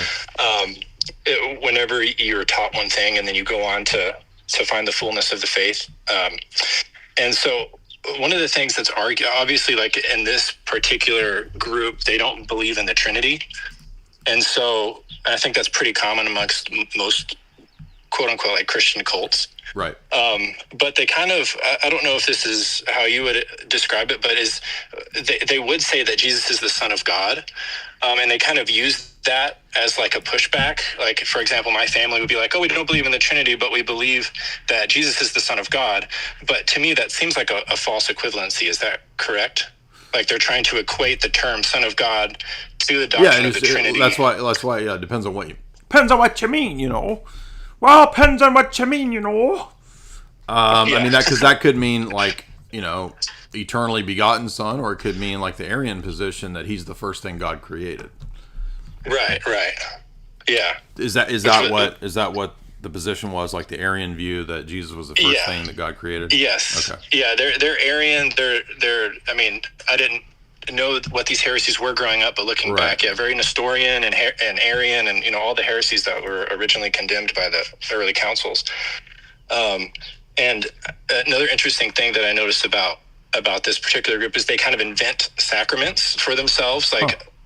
Additionally to baptism, which they did full immersion baptism in the name of the Father and the Son and the Holy Spirit, which the LDS Church does that as well.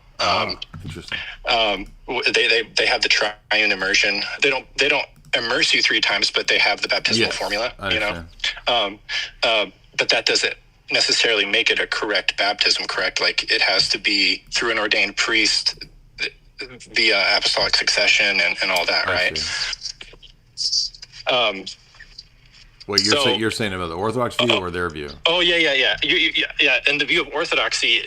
Yeah, normatively, baptism. Normatively speaking, baptism has to come from somebody in the church.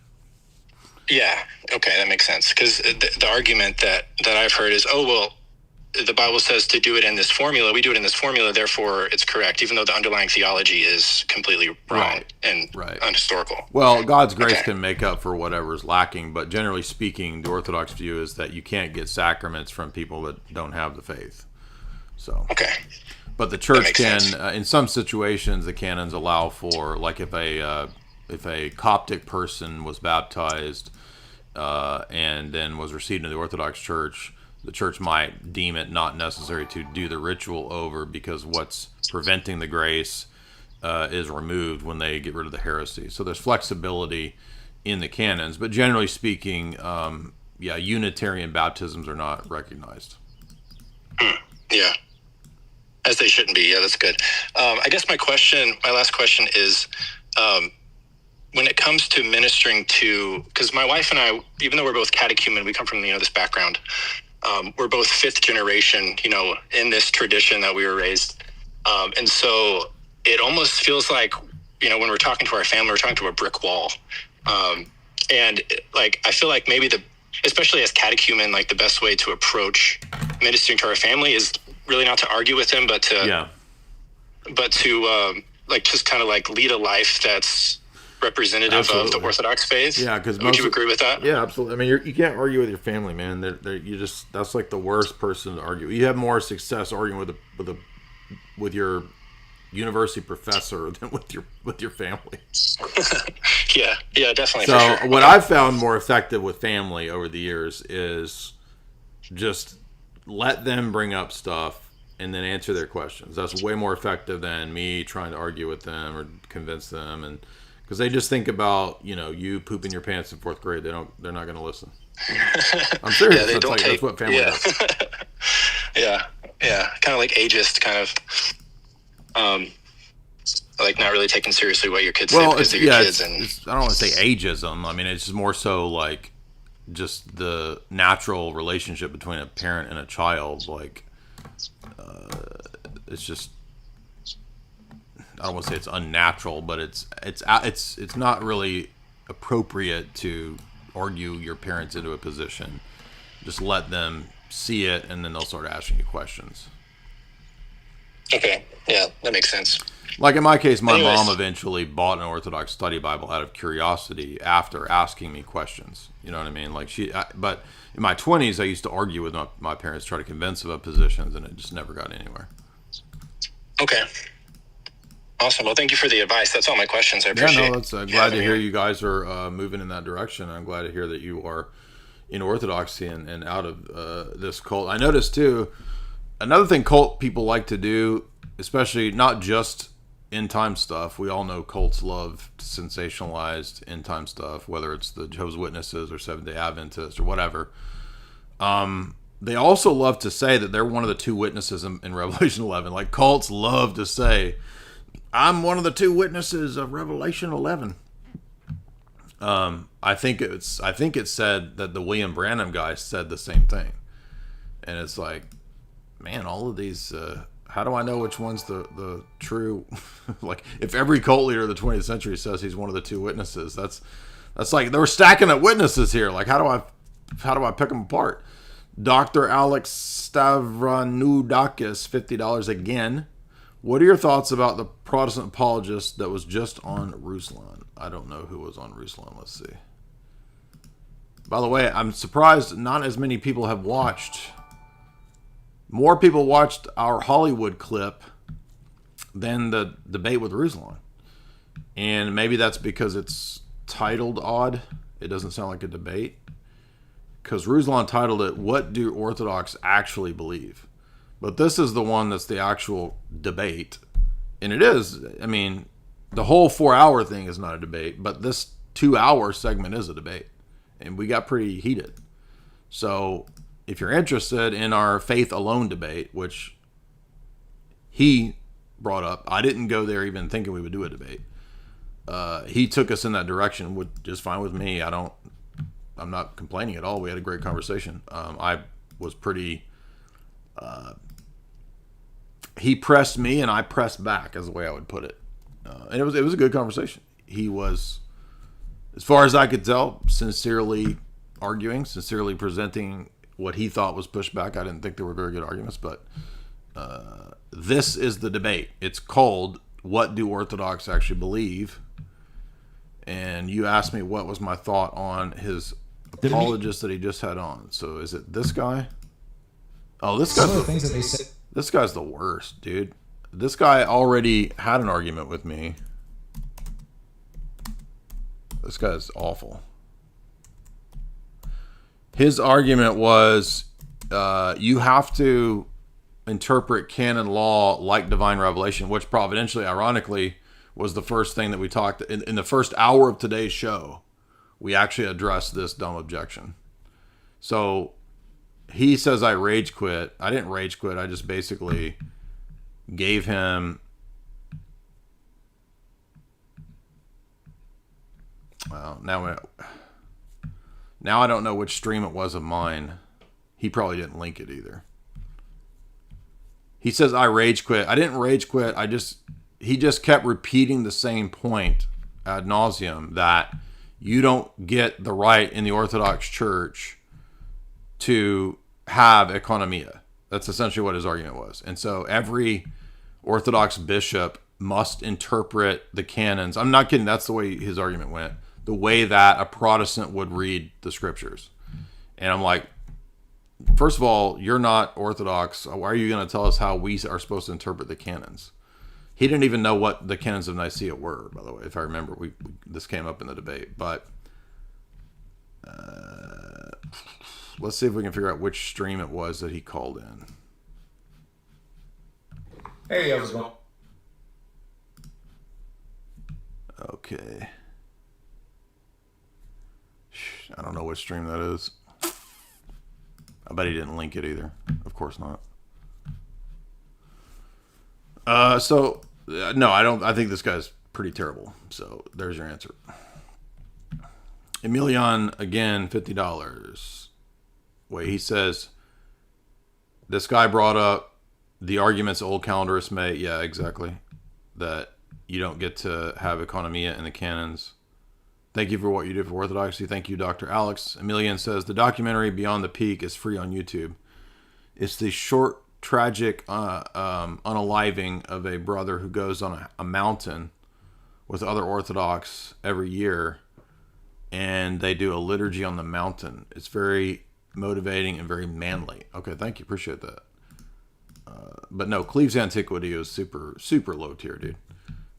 I just don't remember which of my streams it was, because when I do these open streams, it's just like anybody hopping on Twitter. I have no idea who these people are. So like multiple times we've had like popular profiles. Not that he's that popular, but we've had Derek Bros, Donnie Darkened. Like when they hop on here, I don't even know who these people are. So they end up being like fairly large profiles that make really stupid arguments. Vegan Skills has been waiting a while.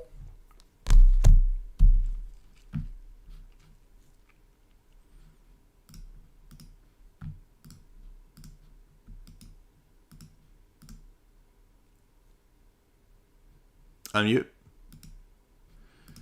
Vegan Skills, unmute. So it would be one of the debate streams when I was at the other house. I don't know if we could figure out which one from that, because they go so long. Somebody might have clipped it though on one of the clips channels. I don't know. Let's see. So it has to be before those. Intense Protestant debate on the canon and how the law works. It might be this one. Let's see. This is it. So this is the one, I think, because it looks like, yeah. Also, you said any authority. That's why I don't worship authority. It's conditional. Yeah, exactly.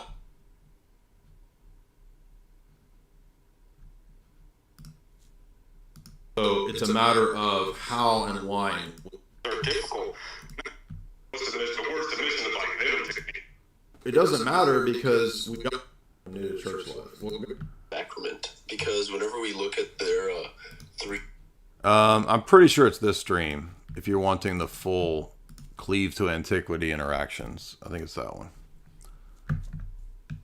It's low tier stuff, dude. It's not any good. It's like, how come you don't interpret your canons the way I do the Protestant texts? And if you don't, then you're inconsistent because you have economia. There's literally no Orthodox bishops in the world who will not utilize economia. It's just crazy. Vegan Skills, what's up? Unmute. Oh, check Jeb's timestamps. Let's see. Here it is. Cleave to antiquity debate at 1:35. Cleave. Hey, how's it going, Jay? What's on your mind? Hey, so first off, I want to say I'm a fan, man. I love your channel. I'm a Protestant. Not true. I know you were talking a little bit earlier about me wanting to debate. So I heard you talk about anathemas to an inquirer that called in on one of the previous live streams, and you had said that anathema is basically, correct me if I'm wrong, but just like a separation from the church. Yeah, it's a pronouncement that the person is outside the mystical body. They're excommunicated, much the same way that Paul tells the Church of Corinth to excommunicate people. Okay, would you see that as like a separation from Christ himself? Yeah, the mystical body of Christ is the Orthodox Church, so yes. Okay, so the individual that was talking to you earlier, they were concerned. I guess they had like a Baptist family member or something, and they were concerned about, well, I wouldn't want to become an Eastern Orthodox because, I'd have to say, basically all these people are going to hell because they're, separated from Christ. Obviously, unless they repent. I mean, what would you say to a person? We've addressed this. I'm not trying to be rude to you, but we've addressed it probably 50 times. Saying that they, they're separated from the church or separated from Christ, and they don't have salvation because salvation is only found within the church. So here's your high tier Protestant cleave to antiquity argument. You're mean because you have anathemas. It's not fair. All right, let's move on. That definition for anathema. Now, I guess a question for you: when you talk about the infallibility of ecumenical councils, right?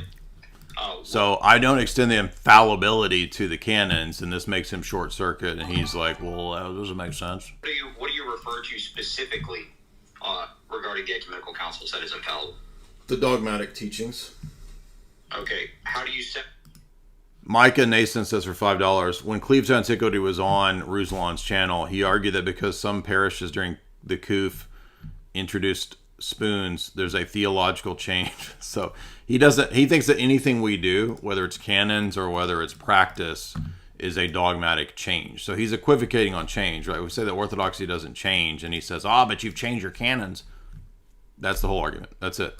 separate between the canons that are dogmatic and those that aren't? No. So I didn't say the canons are not. He's equivocating all these terms. So when an ecumenical council has, for example, a pronouncement of the statement of the theology of the council, like if Ephesus says, we teach this, we anathematize Nestorius, those are dogmatic statements. Canons are church law. They're not dogmas. So he thinks that I'm saying that, well, wait a minute. Some of the canons aren't dogmatic and some of them are dogmatic. Well, some canons might relate to a dogma. Other canons might relate to church law. So he wants to treat church law exactly the way that we discussed at the very beginning of the stream, that Protestants, the way Protestants treat Paul's statements in, his epistles. It's all like black and white. You either follow it or you don't. Church law has to be interpreted. It has to be interpreted in terms of the place and the time. For example, you have medieval canon law about clergy can't ride horses.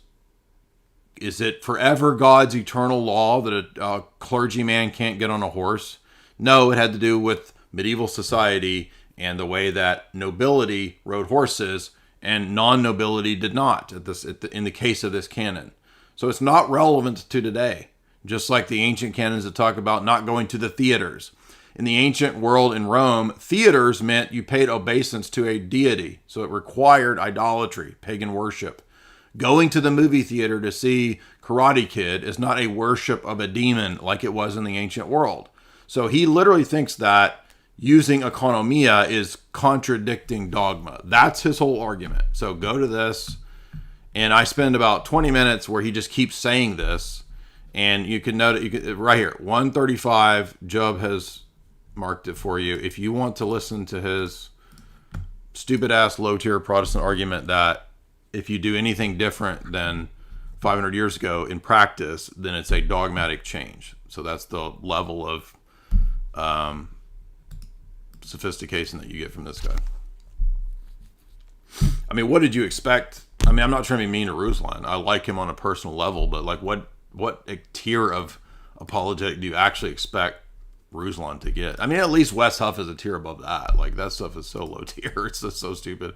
I don't even know why this is like why they thought that would be like a gotcha. Like, as a Protestant, if I can find canon laws that are different from the Middle Ages to today, this will be the gotcha for Orthodox because it will show dogmatic changes. When we aren't arguing that church law is dogma. It's church law. It's not divine revelation. Divine revelation would be dogma. It's just like, I guess that Protestants just exist on low tier confusions and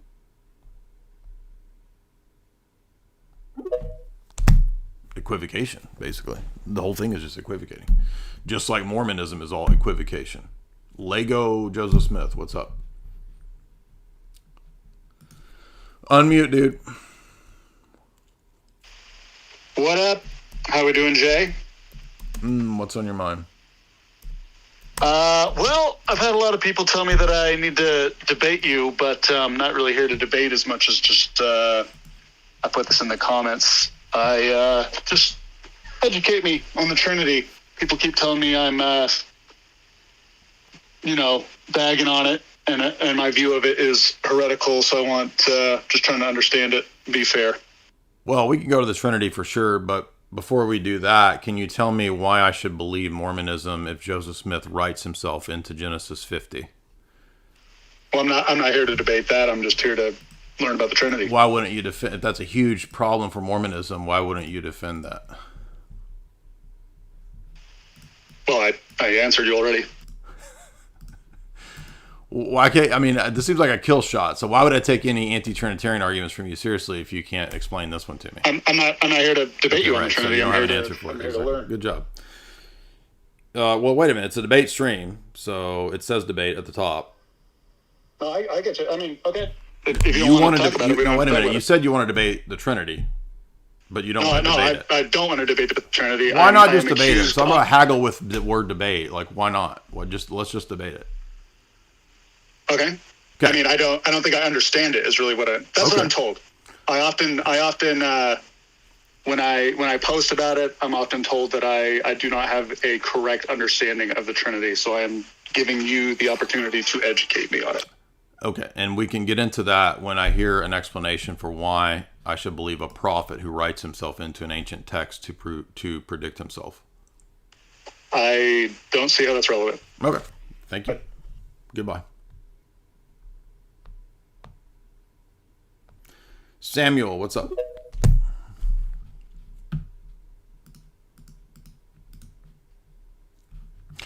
I mean, this is the ultimate kill shot, as well as the Book of Abraham, too. I mean, the problem with the Book of Abraham argument, I agree with Posh, it is a kill shot, but I have to go into, like, you know, you have to go into, like, well, every Egyptologist will say that this is a forgery, and a Mormon will just say, well, I don't care what every Egyptologist says. I mean, it's pretty obvious it's a forgery, but, like, I think this one is just, like, the ultimate. This is the Mormon version of the Islamic dilemma. Like, imagine me writing myself into, I don't know, the Book of Revelation, right? Imagine, how do I know that I'm a prophet? Well, I'm in the Book of Revelation. Here's the copy that I translated. Well, wait a minute. No version of Revelation before you, Jay, has the prediction of Jay as the final witness of the Book of Revelation. Yeah, but I'm a prophet. So that's why I can tell you that it's there. Well, how do we know you're a prophet? Because I'm in the Book of Revelation. But didn't you add yourself to the Book of Revelation? Yes, but I'm a prophet, so I can do that. This is literally what they argue. And like, to me, this is just, there is no way out of this one. I mean, even with the Book of Abraham thing, we have to go into, every Egyptologist will say that this is a forgery. Well, won't a Mormon just say, I don't care what every Egyptologist says, because Joseph Smith's a prophet. So he can translate these texts that he bought 2 for $1 at a pawn shop. Samuel, unmute. Thank you so much, Jay, for taking the time. I was actually raised in a Russian Baptist, Ukrainian Baptist family, and I appreciate you bringing me to, through your articles and through your books. I converted to Russian Orthodoxy. But anyways, my question is regarding... Many years. Thank you. My question is regarding, are you familiar at all with the... I'm sure you are, but...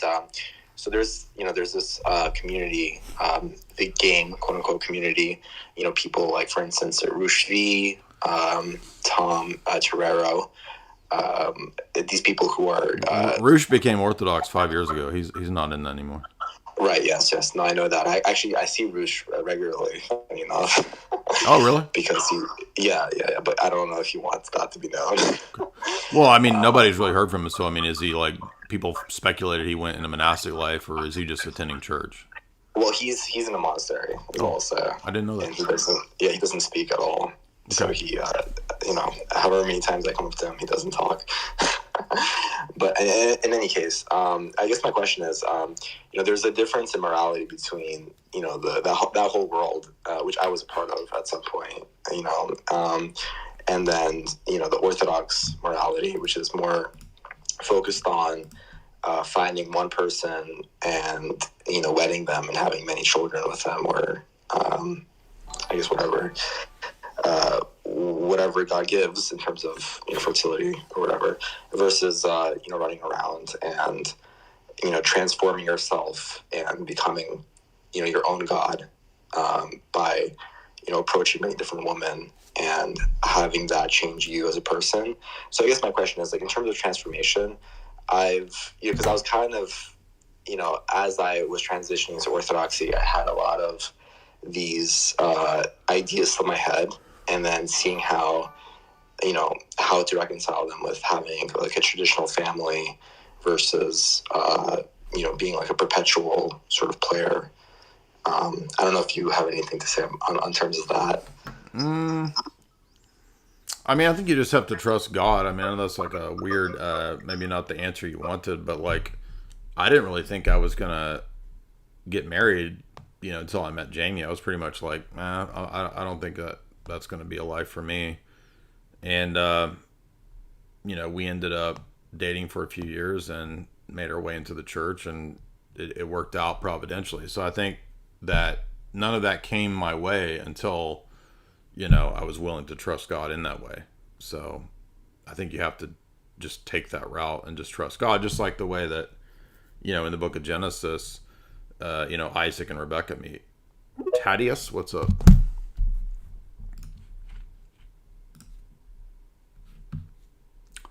Micah Nason, $10.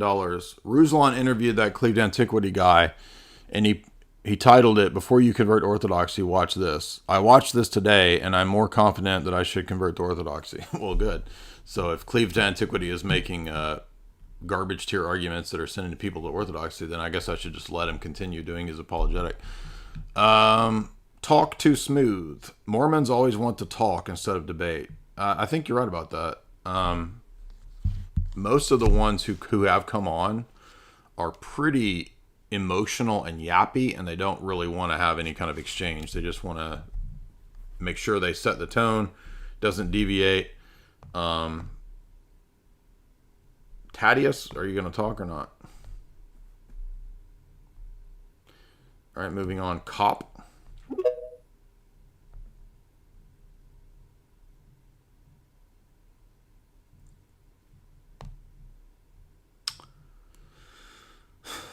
Vegan, you want to try one last time? Seems like Cop can't connect.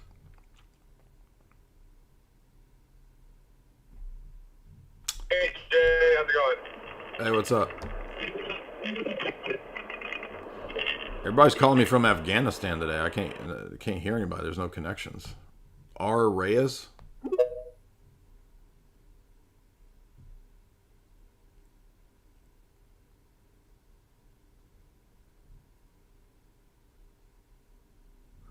Nobody can connect.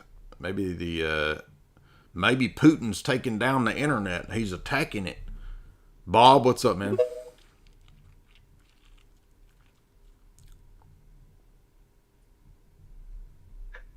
Hi, Jay. Thanks for having me up. Yes, sir. What's on your mind? It's been around 29 years since Dolly the sheep was born. And Dolly was, of course, the first cloned mammal.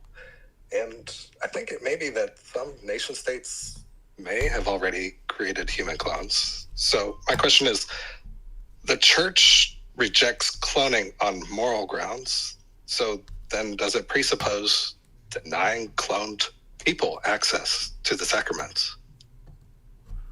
Well, I'm not sure there are cloned people. I mean, if there are, you're right. They could be there and we just don't know. But I'm a skeptic when it comes to even the Dolly claims. But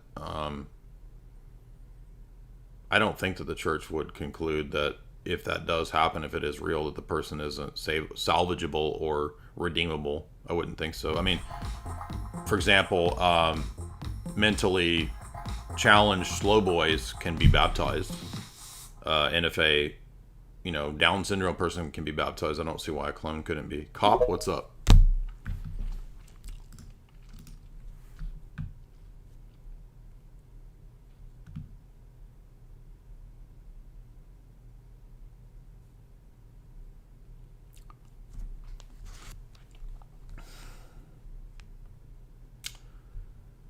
Kyle Green, what's up? Big Joe Schmitty. H. Brazzi says, "Come on, brah, for $5. Why didn't he want you to talk about his boy Joseph Schmidt?"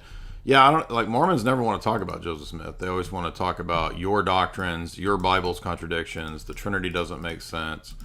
Okay, yeah, we can have that debate, but how about first we talk about Joseph Smith writing himself into Genesis 50? I just this is the ultimate kill shot for me. Micah, no, we already did that. What's up, Kyle? Unmute.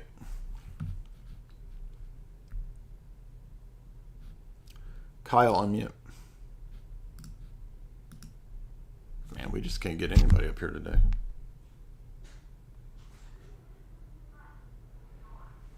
Scott?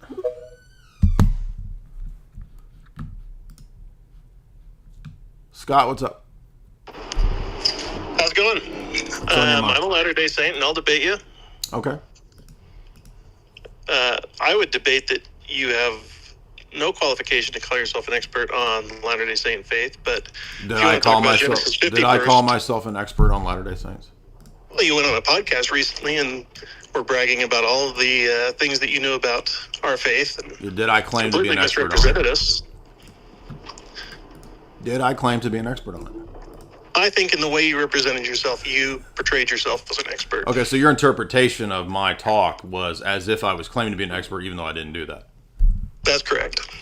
Okay, why would I believe a prophet who writes himself into Genesis 50? Because he restores other ancient scripture that we can demonstrate. Okay, if there are no texts prior to Joseph Smith that include Joseph Smith in Genesis 50, why would I believe that he's a restorer prophet? I just told you why, because there are other examples of him restoring ancient scripture. How does that tell me that, but why does that vindicate this action, which is obviously an action of a con man? It's not obviously an action of a con man. Okay, there's no copies of Genesis prior to Joseph Smith that include him being prophesied there. He translates a text that includes 11 verses about himself, and why should I believe that that's an action of a prophet? What's the oldest copy of the Old Testament that we have? About 250 BC, right? How does that hurt your case? How does that help your case? Because it's a long, long time before that Genesis is written.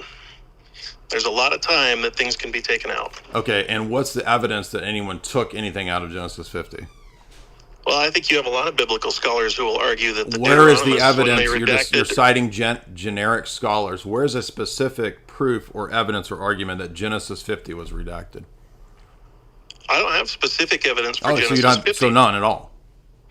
But I do have specific evidence that Joseph Smith restored other Where is the proof? So that's assuming that he's a prophet and a restorer. And I'm saying that why should I believe that he is a prophet and a restorer, first of all? And the evidence that I see is that he adds himself to an ancient text, which is an action of a con man. And there are no texts that have any mention of Joseph Smith prior to Joseph Smith of Genesis 50. And your argument was, well, Genesis is really old, and there's some scholars that talk about redactions. How does any of that prove that Genesis 50 was ever redacted to remove Joseph Smith? It doesn't prove it specifically. Oh, thank you. So there's no proof, no argument there. Where's the argument you're going to make? Make an argument, please. I just made an argument. No, you didn't make an argument. You just admitted that there was no... You just keep cutting me off. You just admitted that there's no textual evidence of any of that. You cited generic scholars. I said, where's the argument that Genesis 50 was redacted? You can let me make the argument, or we can be done. It's your call. When are you going to make an argument? You haven't yet. You just admitted that... You keep cutting me off. No, I'm not cutting you off. I'm pointing out your arguments are wrong. You didn't make an argument yet. I have started 3 times Where was the argument? I have started multiple times to tell you. Where is the argument? Smith, if Joseph Smith demonstrates that he can truly restore that's what's in question, dude. That's what's in question. One instance, please let me finish. Let me finish. I'm not going to let you say crap that is the thing in question. Your argument is presuming that he is a restorer, and I'm calling that into question. No, I'm trying to show you evidence that he's a restorer. Where's the evidence? He restores... he restores sections of the Book of Enoch before the Book of Enoch is discovered in the Dead Sea Scrolls. Why would I believe that when Genesis 50 has him writing himself into it when no text says him in Genesis 50? You argued that, well, it's been redacted. I just told you. Dude, shut up. You said it was redacted. You said Genesis was redacted. Where's the evidence of that? The evidence is that the Book of Enoch and writings of Enoch were redacted. Where is the evidence that Genesis was redacted? Because now we have multiple copies of the books of Enoch that have surfaced. Genesis. Where is the evidence that Genesis 50 was redacted? You said that there's scholars that say this. Does Genesis talk about Enoch? Where is the... Stop talking or I'm booting you. In Genesis 50, you said it's been redacted to remove things. This is the section that predicts Joseph Smith supposedly. Where is the evidence that you claimed Genesis 50 has been redacted? And I told you I don't have specific evidence. So there's no argument for that. Correct. Thank you. There's argument for Joseph Smith restoring other ancient texts. And if I don't accept him as a restorer. I just gave you an argument. You don't even know about the evidence. How can you? I just gave you an. I don't need to because this argument disproves his prophetic status as he's a con man. This right here. That's total hogwash. How? You're completely unwilling to look at any evidence of his prophetic I don't need to go. of any kind. That's like arguing because you say that you can't prove one instance. That's like arguing that I have to go through a whole person's life and see if they ever said something correct, which I'm not granting that he did, in order to prove that one giant flaw that proves him as a con man is no longer valid. That would be ridiculous. All I need is one. All I need is one. All I need is one instance of him being a con man to know that he's a con man, and this is it. But here's the problem with that. That's your judgment of him. That's not proof. Oh my gosh, this is too stupid to even continue with this. So showing you that he added himself is my judgment. It's not actually what he did, even though you just admitted that there's no evidence that Genesis 50 was redacted. No, this is too stupid. This is Mormonism. Ian.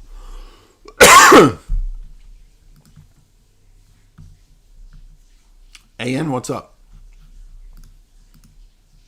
Hey, what's up, Jay? I wanted to ask a question. I'm looking to go to an Orthodox liturgy on Sunday, but I'm a little nervous because the church I'm going to is like a Greek church, and I've heard that it's one of the more like liberal churches. So I wanted to ask you, what would be some good questions or things to look for in my Orthodox church to know if this is a good one to attend? Just go and check them all out, and if you see Skittle stuff or Ecumenist stuff, there's the problem. AI Angel. By the way, Luigi has a good point. There was a full Ethiopic version of Enoch already known in Europe in the late 18th century. It was translated into English by Richard Lawrence in 1821. This is a decade before Joseph Smith's supposed translation of the Book of Enoch. What's up? At every turn, it's a giant con. It's an obvious fraud. I can't believe it's just like, I'd like to get into some of the metaphysics too, because like they teach that God the Father is a man who became God. Like there's an infinite regression of gods, as we just saw from last night's or 2 nights ago stream. AI, what's up? I think Lego Joseph Smith wants to make the Trinity out of Legos or something. What's on your mind? Quick question. Yeah, so if I get myself cloned and the clone gets baptized in the Orthodox Church, do I still need to get baptized? No, you're good. Okay. Also, you're going to hell too, by the way. Human Emulator, what's up? That was a joke.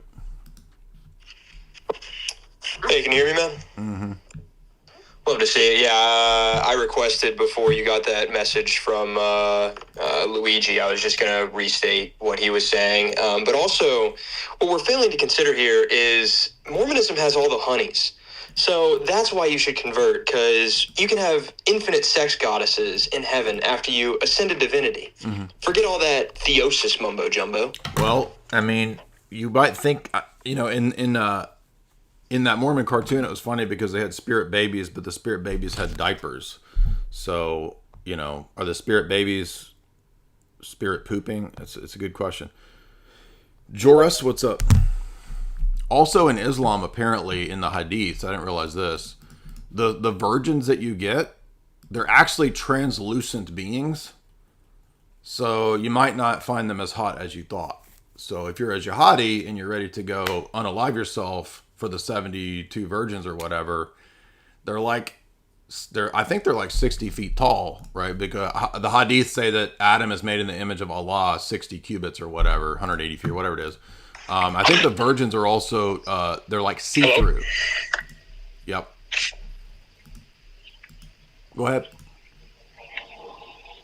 Bro, just stop calling in, man. It's not going to work. Like every time you call in, you can't hear me, dog. I'm sorry. Orthodox Groiper. Hey, Jay, real quick to that idiot.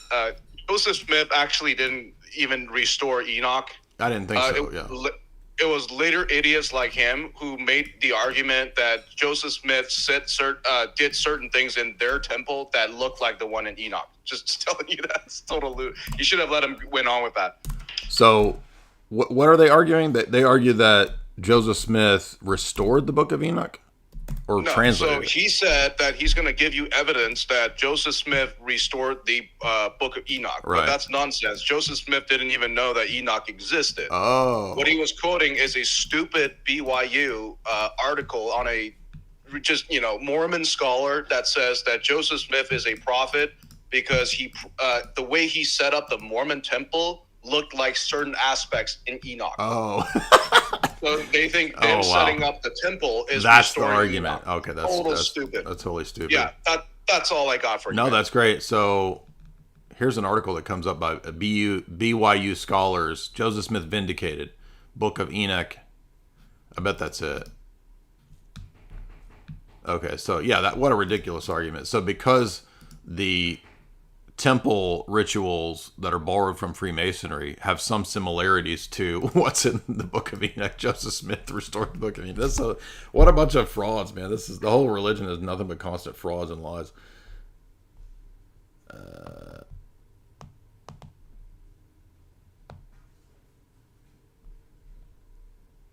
All right. Moving on, looking for people who disagree today. So before I'm ready to keep going if we got anybody else who wants to hop on and discuss. But you gotta have good arguments. That guy didn't have good arguments. You just telling me that Joseph Smith is a prophet, then making a bunch of claims that, well, there's a lot of scholars that say the Old Testament was altered. Okay, how does that help you in Genesis 50? What's the argument or proof that Genesis 50 was actually altered? Because that's what you need to prove if I'm going to buy that Joseph Smith is a prophet and that he was really there in Genesis 50 all along. And he just said, well, Genesis is old. Okay, how's that helping you? None of that's helping you at all. Just totally stupid arguments. You don't get to assert stuff and then blow past.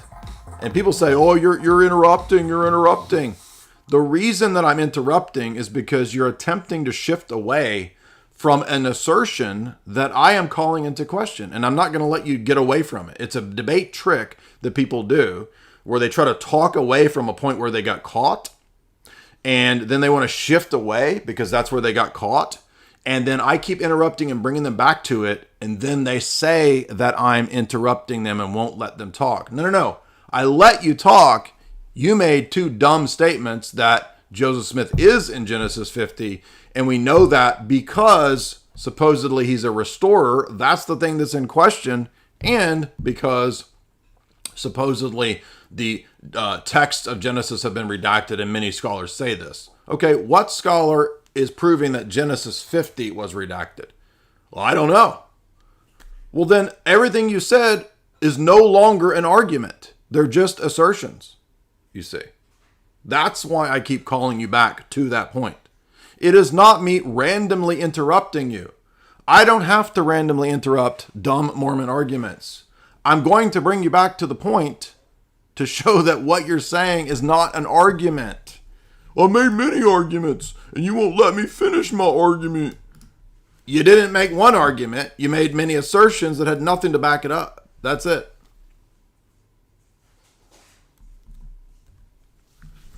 An argument would be something like, Genesis 50 has been redacted, and we know this from the scholarship of Dr. Blah, blah, blah, who has shown that there is good likelihood that Joseph Smith actually was in Genesis 50 because the 4th century text of blah, blah, there's nothing like that. First of all, it's crazy. Mike.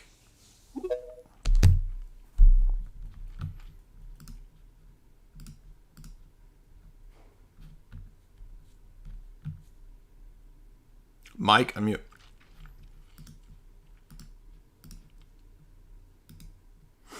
JML, $20. Jay, the Mormon Church has a Mormon Transhumanist Association. They want to become gods on earth. They're a cult. Yeah, I'm aware.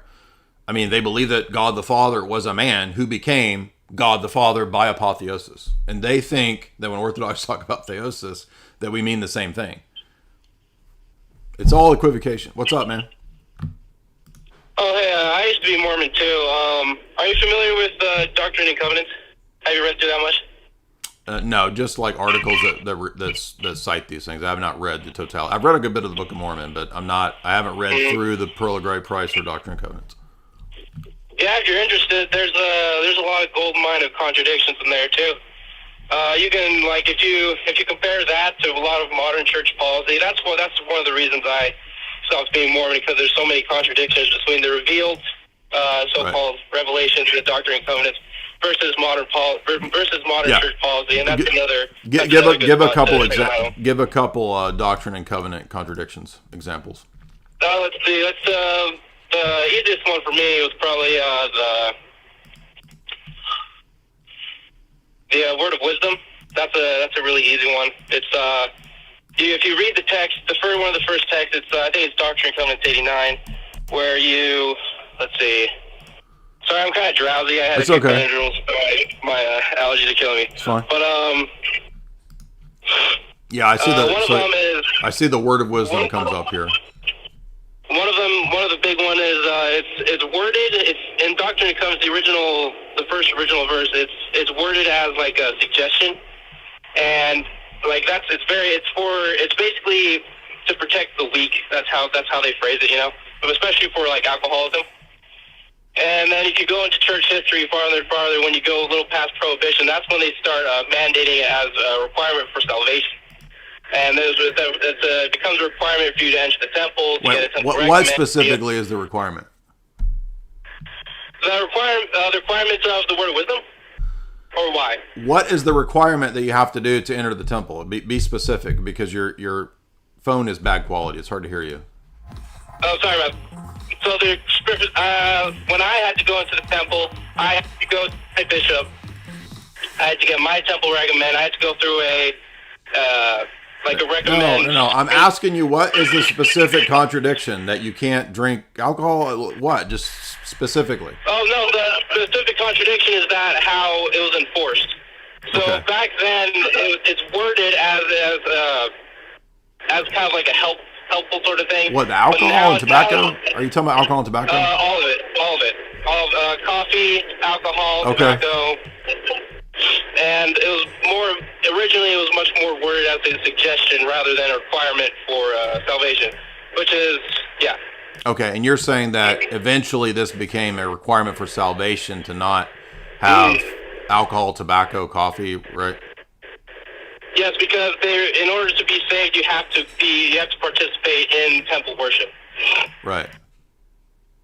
And then another good one is polygamy in DNC 132, where it is stated you do not have to practice it specifically, but you do have to accept it with your entire heart, like dogmatically.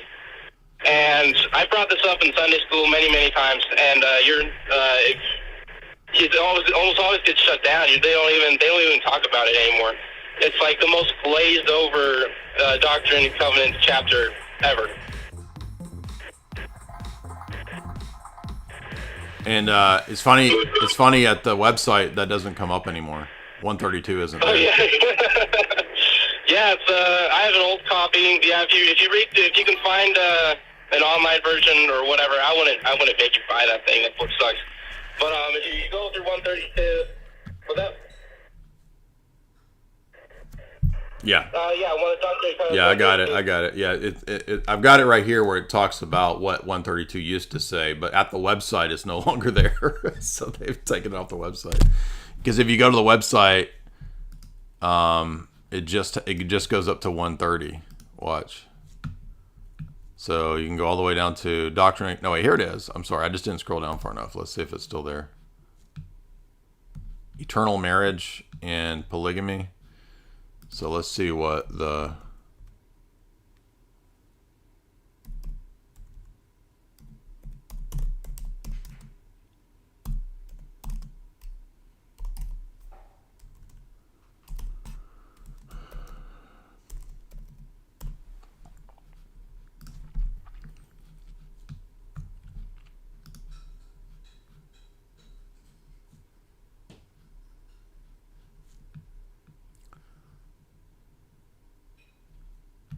Principles of eternal marriage and polygamy.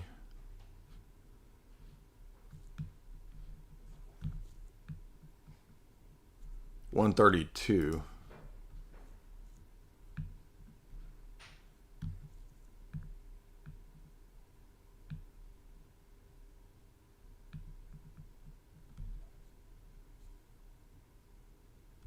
Okay, here it says that you have to accept this or be damned. So you don't have to be polygamous, but you do have to accept it or else be damned. If you don't believe in it, it's a damnable offense, apparently, right here. So that's Doctrine and Covenants 132.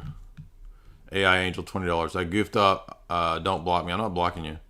I'm just trying to take people that object right now, so we're not getting any objections. Orthodox Royper again. Hey Jay, this is Will from the Church of Jesus Christ of Latter-day Saints. Can I share some scriptures with you, please? Go ahead. Sure. Yeah, Doctrine and Covenant 2017. Here we go. By these things we know that there is a God in heaven who is infinite and eternal, from everlasting to everlasting, the same unchangeable God, the framer of heaven and earth and all things which are in them. Right. So, I mean, then we, let me find this other one. Do you know about the modalism in the Book of Mormon? No, I only know about it in some of the sermons of Joseph Smith and Brigham Young, I think. Yeah, well, there's Alma 11. Here it says, now Zizrom saith, I don't know where you get it, Zizrom. Yeah, made up names. Again, unto him, is the Son of God the very eternal Father? Okay, clearly we see there's two distinctions here. Okay, and Amalek said unto him, Hold on, where is this? Let me pull it up. I'll give it to you. Alma 11, verse 20. No, sorry, Alma 11, verse 38 to 39.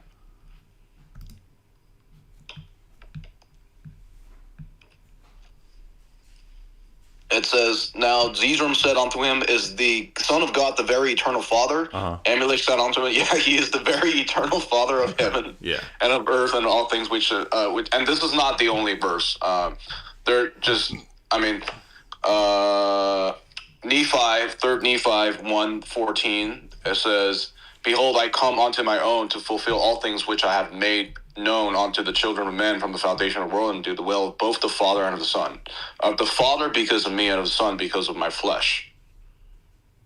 There is a worse one. Go ahead. Just give me a second. He literally describes mankind. There's a verse that describes literal God the Father becoming God the Son. Oh, where's that? Yeah, give me 1 second, Jay. Okay. Yeah, there we go. So this is the stupidest one. Mosiah chapter 15, verse 1 to 4. Mosiah. That's like the most fake biblical name of all time. He just combined Moses and Isaiah to Mosiah. Mosiah what? Chapter 15, verse 1 to 4. And I'm going to have you read that with the audience. I got to go. Let's God bless you. Here. Thank you. And now Abinadi said to them, I would that ye understand God himself shall come down among the children of men and redeem his people. Because he dwelleth in the flesh, he will be called the Son of God. So the Father is the Son. Having subjected the flesh to the will of the Father, being Father and Son. Whoa. Yeah, good luck making sense of this one, Mormons. The Father, because he was conceived by the power of God, and Son, because of the flesh, becoming Father and Son. It's like, I mean, cults and heresies make you stupid. They make you foolish. Dantown says for 2,500 CRCs, that's an odd currency. I'm going to guess that that's not a lot of dollar bills. Doctrine and Covenant 2711. Let's check that one out. 2711.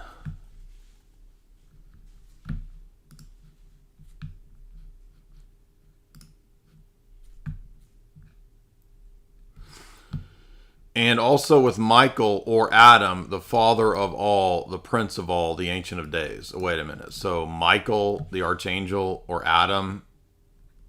Or Adam. Adam is the father of all of all humans, I assume, and the ancient of days. Yeah. So Mormons believe that Adam is the ancient of days in Daniel 7. That the one like the Son of Man is approaching the ancient of days text. Again, just total insanity.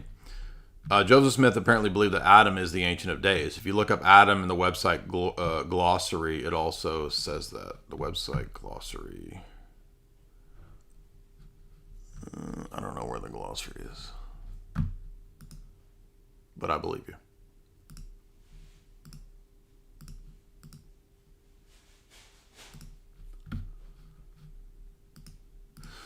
I mean, guys, I don't like. You got to be a special kind of something. Simple theist. Uh-oh. What's up, simple theist?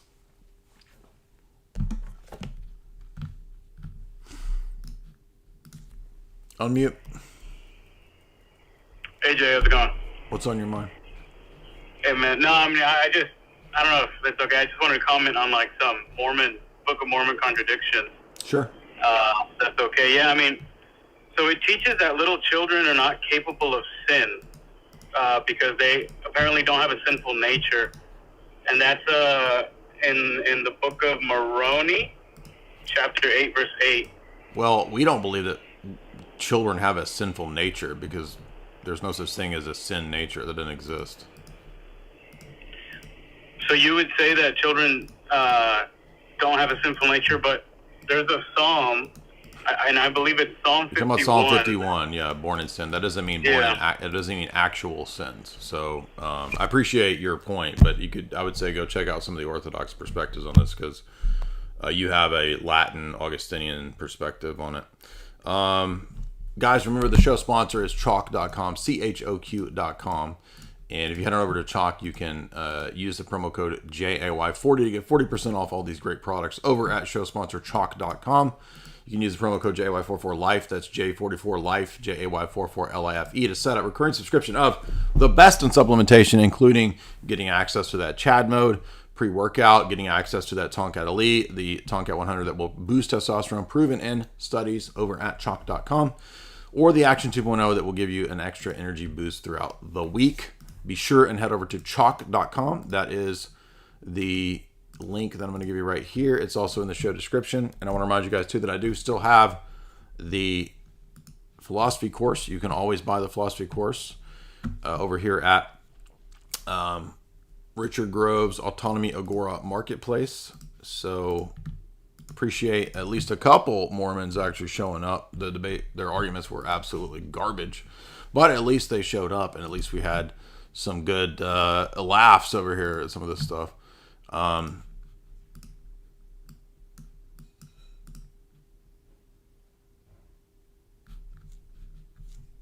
Shout out to Father Deacon for joining us. Guys, remember also you can go to jaysanalysis.com and get your pre-orders in for Esoteric Hollywood 3. They should be shipping out probably in the next 4 to 6 weeks. That's at least the schedule when they're expected to be in print, ready to go. Esoteric Hollywood 3, the culmination of 10 years of Esoteric Hollywood. This is the, I guess, the third of the triad of Esoteric Hollywood films. And it couldn't come at a better time. We see the actual apocalyptic end of Hollywood itself in terms of the old studio system. Hollywood is pretty much dead, dying, going away. So what a fitting time and a fitting title for Esoteric Hollywood 3. So get your pre-orders in right there.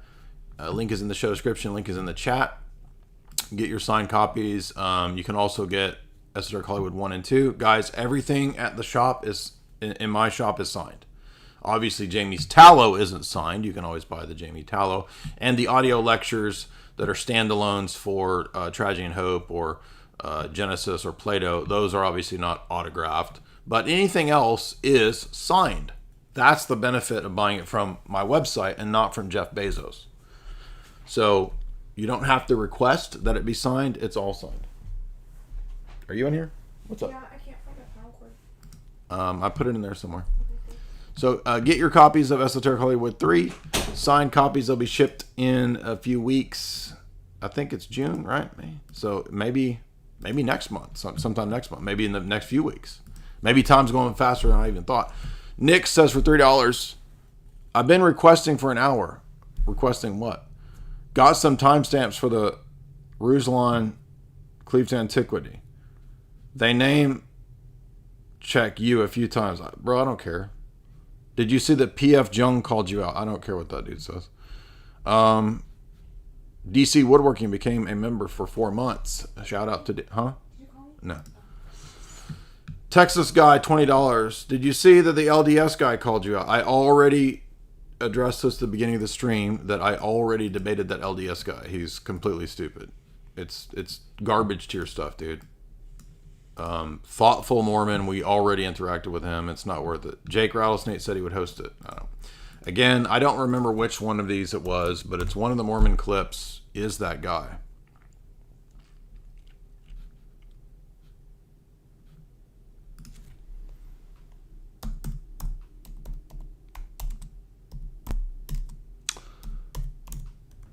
Thoughtful Mormon already called in on one of the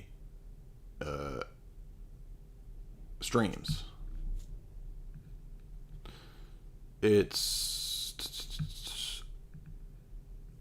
might be. Which one's this one? We'll see if it's this one. What's up? So I'm the Mormon on the channel.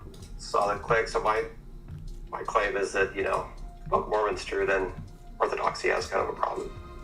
Oh, this sounds like the Book him. of Mormon be true. This sounds like that guy.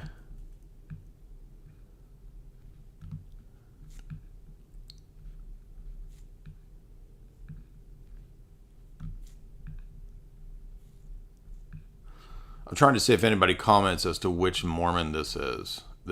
I think this is him because he's got kind of a effeminate lisp. This sounds like the guy with a lisp. True, when it's just like Islam, when it says that the prior revelation is all corrupted unless it agrees with Book of Mormon. I think that's a common tactic that people use. We don't say the prior revelation is all corrupted. Every Mormon I've ever talked to, many of the missionaries say that the Bible's corrupted. Is this Thoughtful Mormon? Do you guys think? I think this is it.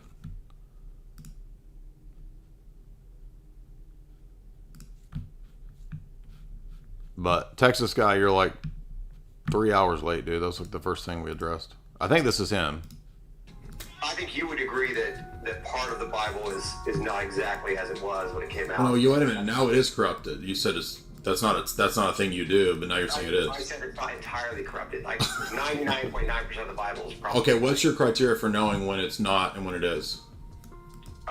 Joseph Smith made translations or corrections to it. So that's so so exactly what I said. Just like the Muslims, when it agrees when it agrees with the Book of Mormon is correct. If you actually looked at the details, there are like 5 of them that are. Doesn't matter. So again, because the whole point is that thing's corrupted, and now so basically you lied because the very thing I said is what you did. Yeah, you did. I'm just saying, if you looked at a specific instance, you would see. You lied. Yeah, whatever. Okay. So thanks for admitting you lie. Okay. How's it going to be? Sure, I'm sure that's a fun debate tactic for you. It's not a debate tactic. You said that you don't make that argument, and then you did. Developed amongst Catholic theologians in the Middle Ages.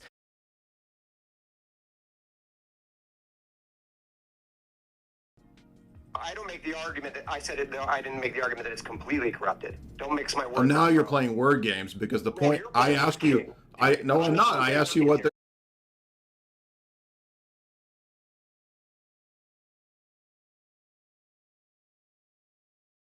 I don't dislike any of my Orthodox guys, and I don't have.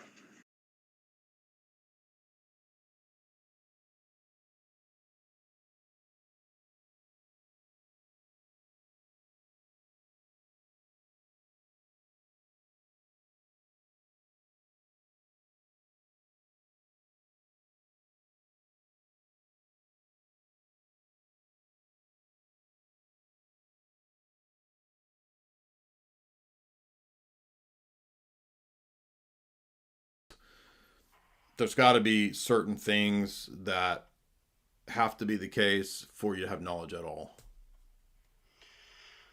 Well, that's awesome. That was all good. Thank you. I don't want to take up too much of your time. Okay, those are great questions. Those are great questions. Thanks. Appreciate it. Yep. All right, I think we have another Mormon. Redeemed Warrior. What's up, man?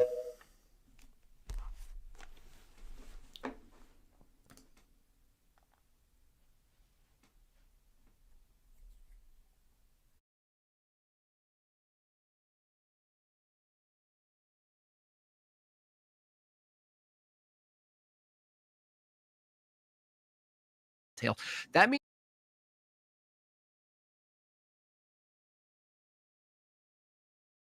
We got 1 million clips channels. I know that Mormon called in at some point. Does anyone know which one it might be? Because there's just no telling.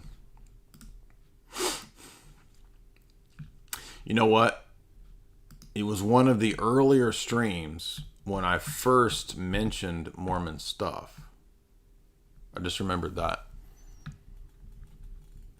I might have made it private too, not because of this, just for the sake of paid subscribers.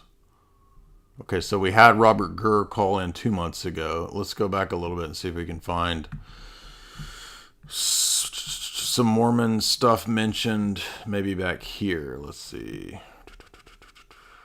I want to say it's at least a few months ago when that guy called in. We got Muslims, Protestants, Sola Scriptura.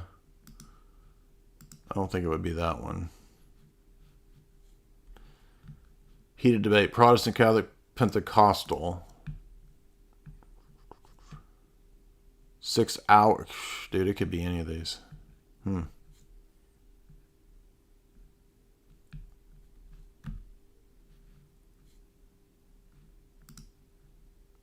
If I don't see Mormon listed in one of the titles, then I'm just going to give up. But, I mean, guys, I'm telling you, man, it's like you're not going to get anything high tier out of that guy. It was. They're all garbage, man. It's all the same shit when they call them. None of them are high tier. What do you expect? Maybe I can search my channel for Mormon. Let's try it that way.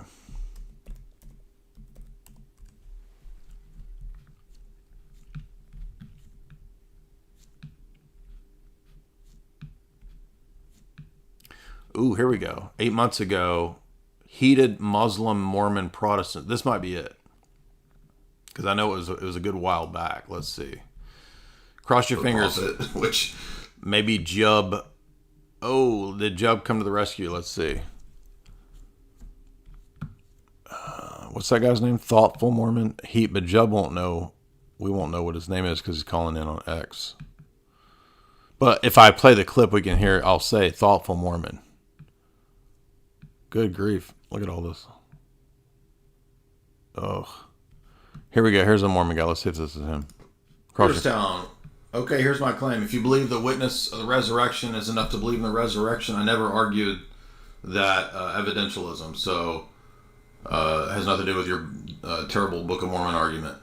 DC Woodworking, $3. Thank you so much. William Dyer, $3. What's the refutation of Darwinism of 90% being identical to apes in DNA? Well, feisty Mormon, let's see. Yeah, it automatically mutes you. I know. All What's right. up? So I'm the Mormon on the channel, Solid Click. So my claim is that, Book of Mormon's true, then Orthodoxy has kind of a problem. Well, how This can might the be Book of him. Mormon be true when it's just like Islam when it says that the prior revelation is all corrupted unless it agrees with the Book of Mormon? I think that's a common tactic that people use. No, so that's the guy that I just thought was him. Dang it. Okay. Feisty Mormon, it's not him. Mormon cult. Hepasios, $5. Thank you for calling Mormonism a cult. That guy needed to hear that. It is a cult. I'm sure there's many. All right, it might not. I mean, if you might not be that one. Let's try Vito Corleone's thumbs. Let's see if we can find Mormon again.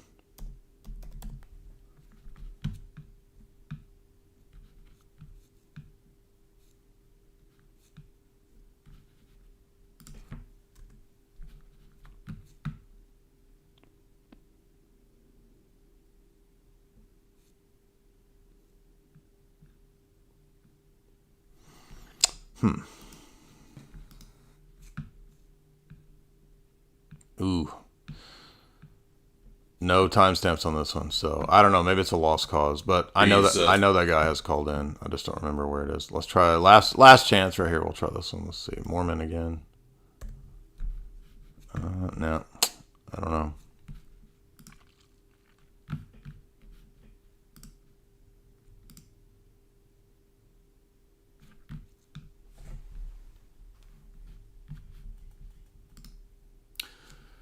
Anyway, thank you guys. A lot of fun. We got Joris, $1. Excuse me, I've been at work. I'm on the move. My cell phone is not a good connection. That's fine, dude. I figured that's what's going on.